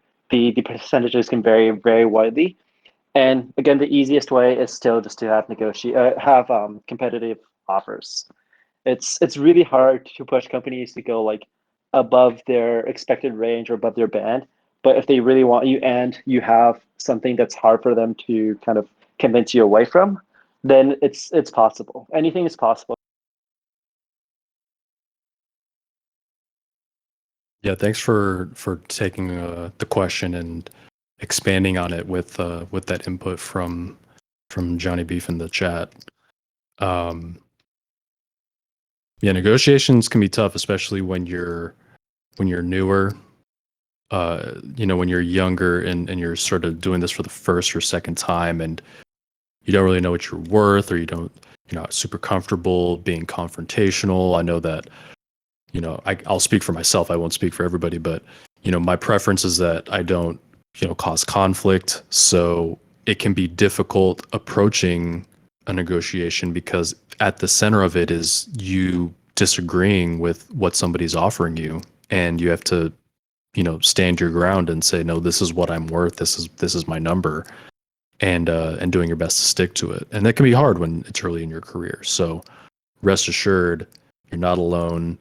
A lot of folks here have, they've had either the experience to build up that comfort level, or they were tossed into the deep end like the rest of us, and they just had to negotiate what they could and work their way up the ladder. So good answers.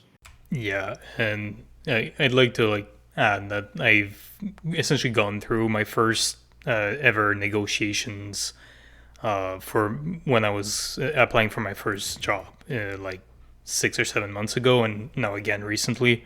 And yeah, it was very difficult to kind of stand my ground, and I had a number in mind, but then like a lot of companies wouldn't agree to it. So it was difficult in the face of that to kind of stand my ground, but ultimately I did, and it worked out.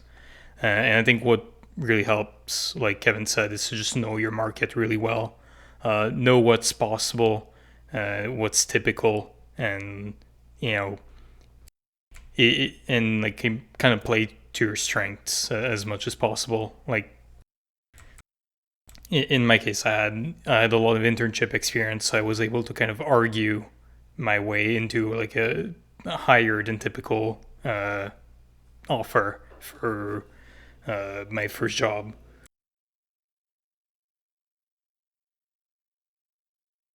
Yeah, thanks for sharing. And that's actually a question that pops up pretty frequently as well.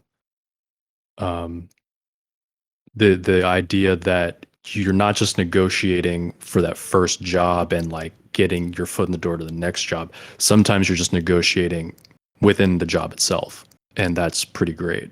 So I just want to say, we're coming to a close here with our final question or two.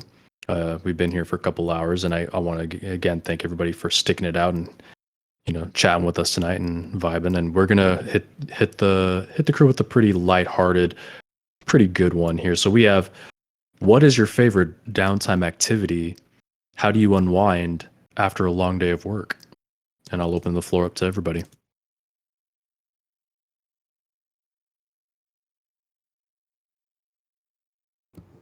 I play way too much games, so that's probably how I do it. Feel free to connect with me on Steam. That's pretty much it. I'm all over the place with this. I'll go home, play trumpet. I play games, and obviously I go fly my plane after work sometimes. Like I probably fly a plane 9 to 15 hours a week, just to make sure I clear my head from work. So yeah. I walk somewhere else away from my desk, still working from home. And then I come back and stare at my computer somewhere. I'll watch shows or play games, or I'll play guitar, sorts of things. Yeah, for me, I'm still kind of recovering from the absolute chaos that was university and kind of how it wrecked a lot of my hobby time. So right now, I'm mostly just kind of either playing video games, watching anime, studying kanji because I'm a trash weeb, or yeah, go. That's about it. Or going on a bike ride now that the weather allows. I have less wholesome hobbies. I used to play a lot of volleyball indoor and beach, as well as bike a lot. Used to host a bunch of like dinner parties, and then other than that, I used to drink a lot. So I guess drink and eat a lot. So like trying out every bar and restaurant, whatever city I'm living in, clubbing, hosting parties. Um, yeah, stuff like that mostly. Just enjoying the social life of various cities. Oh, me too, but I forgot to mention that because it's been in work from home mode for so long. So I'm definitely looking forward to post pandemic. Agreed. Yeah, and I'll give a brief answer since this one's pretty laid back. Yeah, for the most part, I spend much of my time here now with all of you, keeping trying to keep the chat from devolving into absolute chaos. But generally, yes, I enjoy music production. I did that quite a bit in college. I'm a pretty big fan of things like basketball. Haven't had a chance to do that in a long time, but that's what I would do before. I enjoy, working out periodically and going out, like Semi said, when I have the chance with friends. Mostly when I travel, that's my big thing. But yeah, I truly enjoy not just the time spent at home, doing the typical things like studying or reading or watching, shows here and there. I also enjoy going out and meeting people and being social, in small doses, and then returning to my lair and recharging like a good introvert. So we're coming to a close here, but we have one more question. And no, Nick, I'm not starting a Texas flame war about Mavs or Rockets. But we have our very own, our lovely Jason coming to the chat right now. And we're bringing him in right now. Welcome to the chat. You're muted. And what's your question, man? Hi. So my question is, what is the end game in terms of the career path that you guys are on? Because I'm sure everyone's kind of aware of the age bias towards the younger crowd for most CS careers. It's not to say that there aren't older software engineers. There definitely are in higher positions, but you can only have so many principal engineers and so many architects. I don't know if I've seen many 50 plus software engineers on any team that I've worked on. So the question is like, do you guys plan to keep being software engineers for the rest of your life, or do you plan on retiring before that from the big dollars paid by Banana Company and so on? Or do you plan to go management or open your own business, consulting? Like, what is your personal end game as you get older and naturally have to deal with the bias in software engineering? So I'd like to point out real quick, I've seen plenty of people who are 50s, 60s, probably even a 70-year-old software engineer. I hear age bias a lot, but I have not seen that a lot. I mean, obviously, I've seen a lot of younger people, but I've seen a lot of older people as well. So I hope it's not as big as it is. I don't know what my end game is, though. I may stay in IC. I may be a principal engineer doing architectural work. I could be the CEO at some company at some point. I have no idea.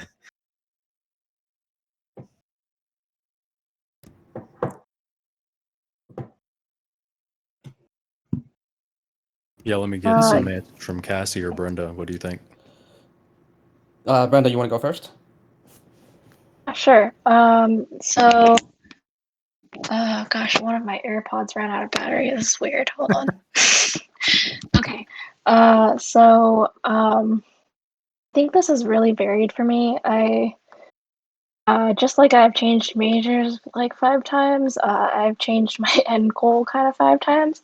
But I think I kind of settled down on what I want to do. The beginning, I wanted to like be at a early stage startup and like build it from the ground up and be an executive or whatever. Right now, what I'm thinking is I'm just gonna coast at some large companies and make good money and do what I actually want to do on the side, which tends to be more entrepreneurial and also more community oriented. Sometimes those two things intersect. Um, so something like that, and maybe build it into my own thing with some profit in the future.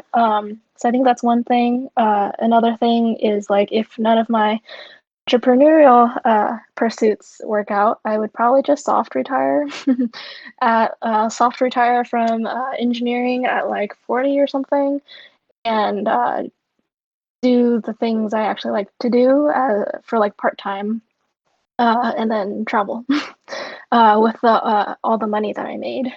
Uh, Probably just do like freelance writing or community management for fun. They pay a lot less, but when I'm soft retired, I won't care. And I'll do them, I'll probably maybe like do them part time and just like relax and do whatever I want with the rest of the time. Yeah, that's a really good answer. I don't have a fixed end game, but I do know that I finished my master this year actually, and I'm doing research and I'm thinking, wow, this isn't too bad. If I could kind of rephrase the question, I would say, the question to something like, "What's your dream?" You know, what do you want to be known for? I think ultimately I want to be able to help people with disability because I have one myself, and I know, and I've seen it happen to people. Like disability could happen to anyone for any reason. There's like no rhyme or reason to it. And if I were to be reborn into, a new life, I want to be in a place where it's less hostile to people with disability. It's less of a taboo, and more friendly. Like it shouldn't be like, oh, difficult to find a job just because you have a certain disability, or, So I want to kind of remove the barrier for people with disability. Great answer. Thanks for sharing that, Cassie. Send me a Gopher. Yeah, I can go ahead. For me, I'm like not interested at all in management. So like to remain in tech, I would have to remain a individual contributor. But obviously, my plan from the beginning, from even before university, was to achieve financial independence and being able to retire early. So I can't know for sure what I'll do in like 20 years, but there's a good chance that I'll retire entirely from tech as a career and like just kind of focus on hobbies or whatever, and then tech like programming will just become another hobby again. I could see myself just doing open source contribution and working on whatever I want to work on, rather than whatever I'm paid to work on.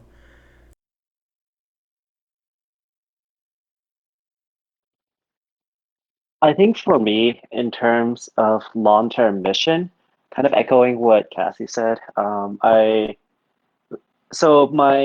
as a pre-med, I really wanted to get into psychiatry, and I still think that ultimately, if everything goes well, I want to see myself building something that helps, I guess, bring people together, especially since I think it's one of the most critical issues of today's times. Um, we shouldn't talk about politics or anything, but I still believe it's one of the biggest issues facing us.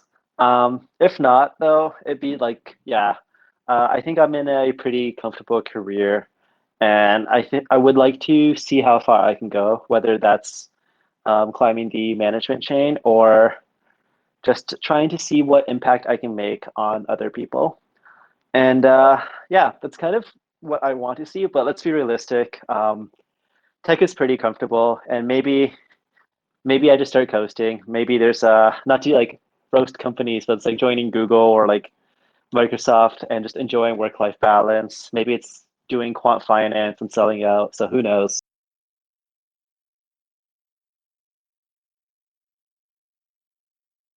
Money is always a good answer.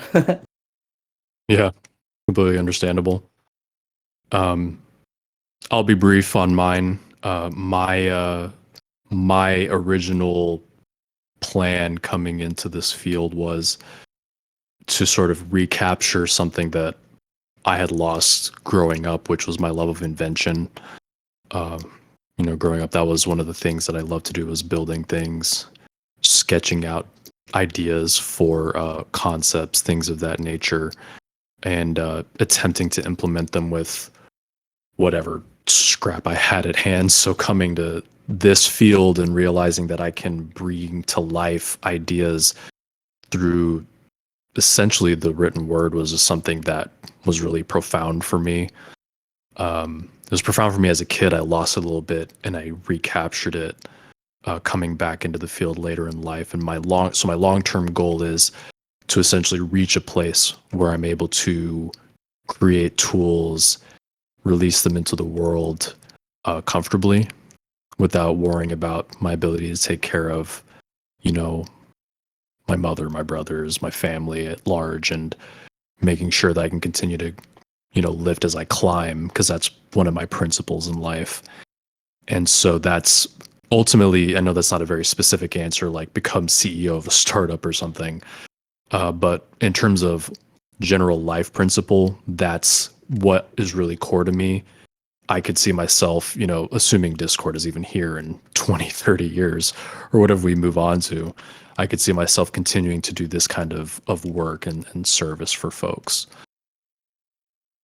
Yeah, that's exactly how I feel. And that was my whole thing about soft retiring. I want to do more like direct contributions to the community.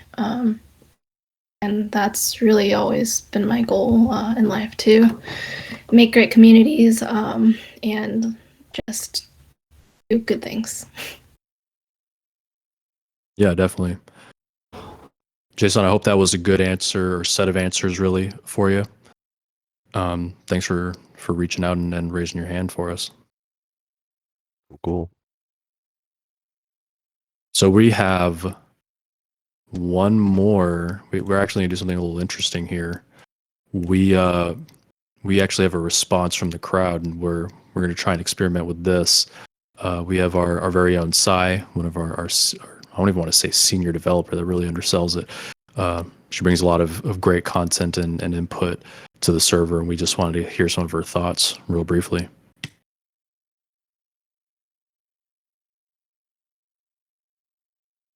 Any minute now. Oh, okay. And Sorry, I did not there we go. realize I did not realize there was an accept button there. No problem. Yeah, so as I've said, my name is Sai. I'm relatively new to the server, but I'm a staff software engineer at one of the big end companies. And this is so I wanted to speak specifically on Bison's question on age discrimination. And obviously I'm not there yet. I'm still fairly young myself, but It's a topic that I'm pretty highly invested in myself because this is something that definitely worried me a lot more when I was younger. But there's a lot to the term of age discrimination where it sort of has gained an ethos around it, or sort of like there's this like shroud of assumption, or so to say, just from people assuming a lot of things. I don't think I can ever guarantee to anybody that there is no such thing as age discrimination, because just like any sort of discrimination, there's always going to be saying that there is none of anything is extremely hard to prove, let alone extremely hard to even justify saying. But I do want to sort of caution to a lot of the younger folks who sort of hear this kind of thing about age discrimination from all over the place, right? Like you'll see it on, say, Reddit, or you'll see it talked about within your peer group, or you'll see it talked about even in a news article, right? I do definitely think it is extremely overblown especially in terms of the causality that people are assigning to it. Because when you hear about people, say like an article that says there's age discrimination going on, their arguments are generally along the lines of 7% of developers on Stack Overflow survey responded that they were 45 or older. That doesn't necessarily imply causality, that there must be some age discrimination bar, or companies are actively hard discriminating against people over 45. I'll give a couple of reasons as to that could also help heavily explain that number, right? One of them being the fact that CS has grown so fast and so much over the last 10, 20, 30 years. The amount of people that work in this field now are easily 10x, if not more, than what it was, say, back in even the 9900.com boom. What that really means is there's just not that many 45-plus-year-old software engineers. Just like there's not going to, because to be that old and in software, either you're relatively new, which is career switches happen, but it's not the most common thing, or you're been around in the industry for 20, 25 years, which just is not due to the relative youth of the industry. There just isn't that kind of years of experience, talent in terms of numbers compared to something like finance or law or something like that, where it's been around for hundreds of years. Another possible reason for this idea that older people can't be software developers could just be that the pay is pretty good, right? Like even if you're not in Big N, right? Like as people have said multiple times throughout the night already, the pay in software engineering across the board, even at companies in like a low cost of living area, at a more average company, you can hit six figures, somewhere mid career without like struggling overly hard, or at least it's a lot easier in this industry than compared to most other ones. What that means is you have a lot more financial freedom, and I think a lot of the people who moderators and admins who spoke about their experiences with wanting to, say, retire early or be financially independent, the pay that happens in this industry allows you to do that. So there's people who don't necessarily want to continue to just pump code out as they're at 8 hours a day, 40 hours a week for another 10 years after they've already done it for, say, 20 years, right? Even if you don't want to go into management or go into leadership or go into a staff role or even a senior role, you just may not want to do the same thing for that long, and you have the money and the financial capability to be able to set yourself up to not have to do that. So I just wanted to sort of point out that I think there's a lot of talk about age discrimination, but there's not actually that much. I'm careful of the words here because I don't want to say that much evidence, because there probably is some sort of evidence for it, but there just is so many other reasons that can explain or help to cover up that gap. And I personally am not too worried about the concept of say getting older and doing so, because to me, I think of it from a business perspective. If you're 50, if you're 45, if you're 55, whatever age that you're thinking is too old to be a software engineer, if you do, say, mid-level work and you don't want to be a leader, and you're happy taking the mid-level market pay for that, be that like 150K or 100K or 200K, depending on where you are and what company you're at, and you're okay with that, there's no real reason for a company to say, I don't want this person if you're a good engineer, regardless of the age, right? I think that's one of the sort of nuances that happens in software with that lessens the blow, does not remove it.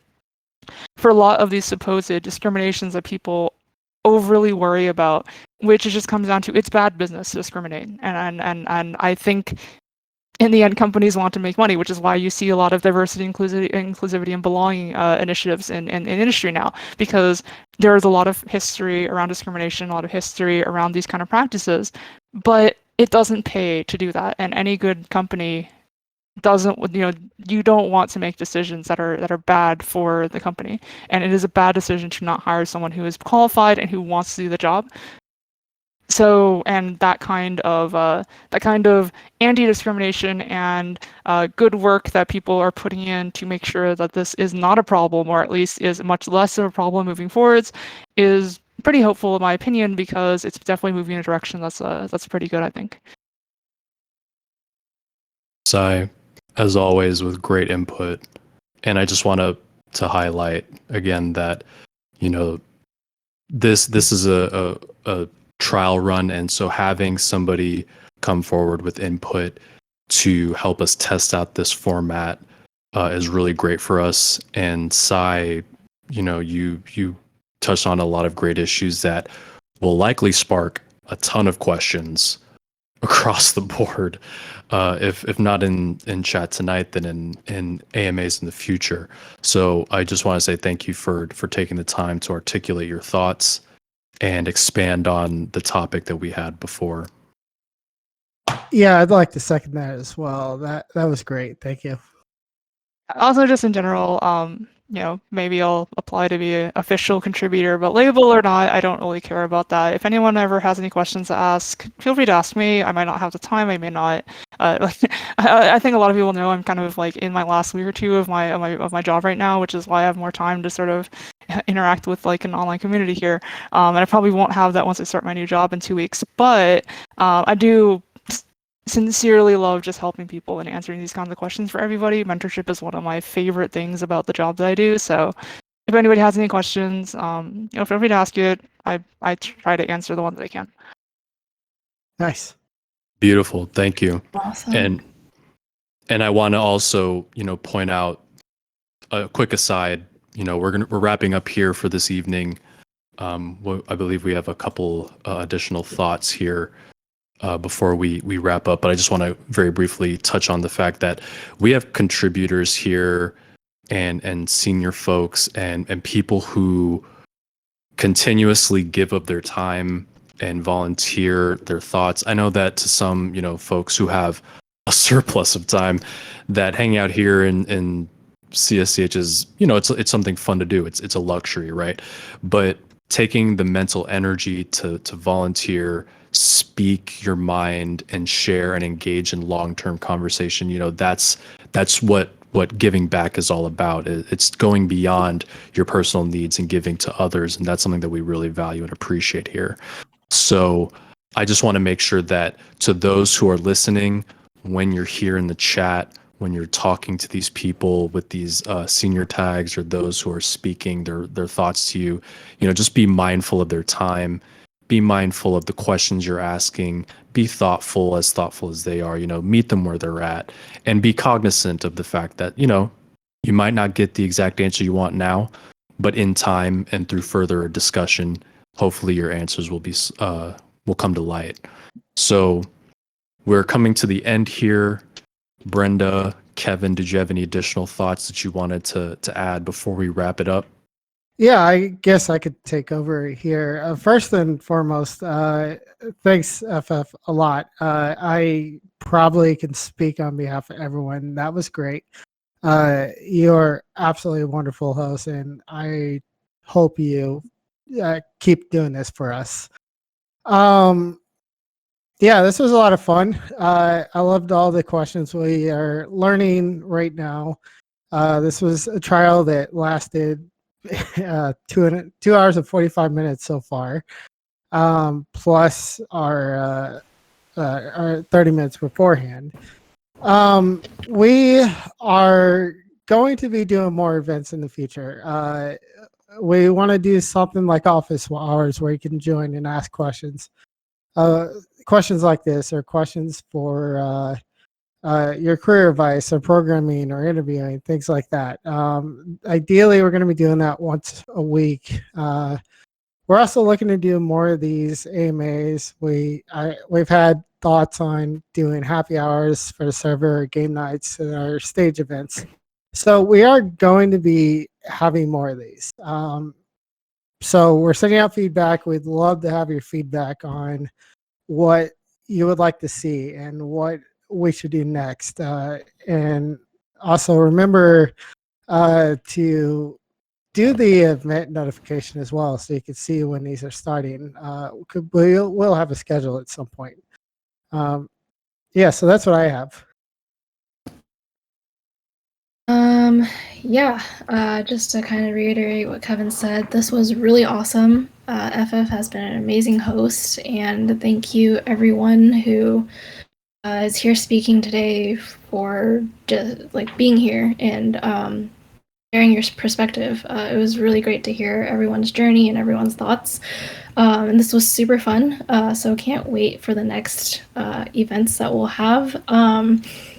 And to also reiterate what I said in the stage chat, I will be posting one big message with all of our announcements from the beginning for anyone who missed that. And yeah, I guess that's it. Yes, thank you, everybody. Thank you for participating. Be on the lookout for those notifications, as was mentioned before. The feedback's going to be very important for us. Obviously, quite a few of you have popped in and popped out. Some of you joined early and have stuck it out all the way. We appreciate you. Those who showed up in the middle, we appreciate you as well. We're doing this for the listeners. We're doing it for you. And so you make this have meaning in the first place. So be sure to leave your feedback. Be sure to talk about, things you'd like to see in future AMAs. What are things that you want to see the community do? How do you want to see the community develop? And if you can drop that either in event feedback or in the form, that would be helpful. We'll be announcing future AMAs. I believe we have a couple coming up, but the details will be disseminated to everybody who has those event notifications tagged in the Get Roles channel. So be sure to get that if you want to hear about future ones. And once again, thank you everybody for your time. Enjoy your weekend.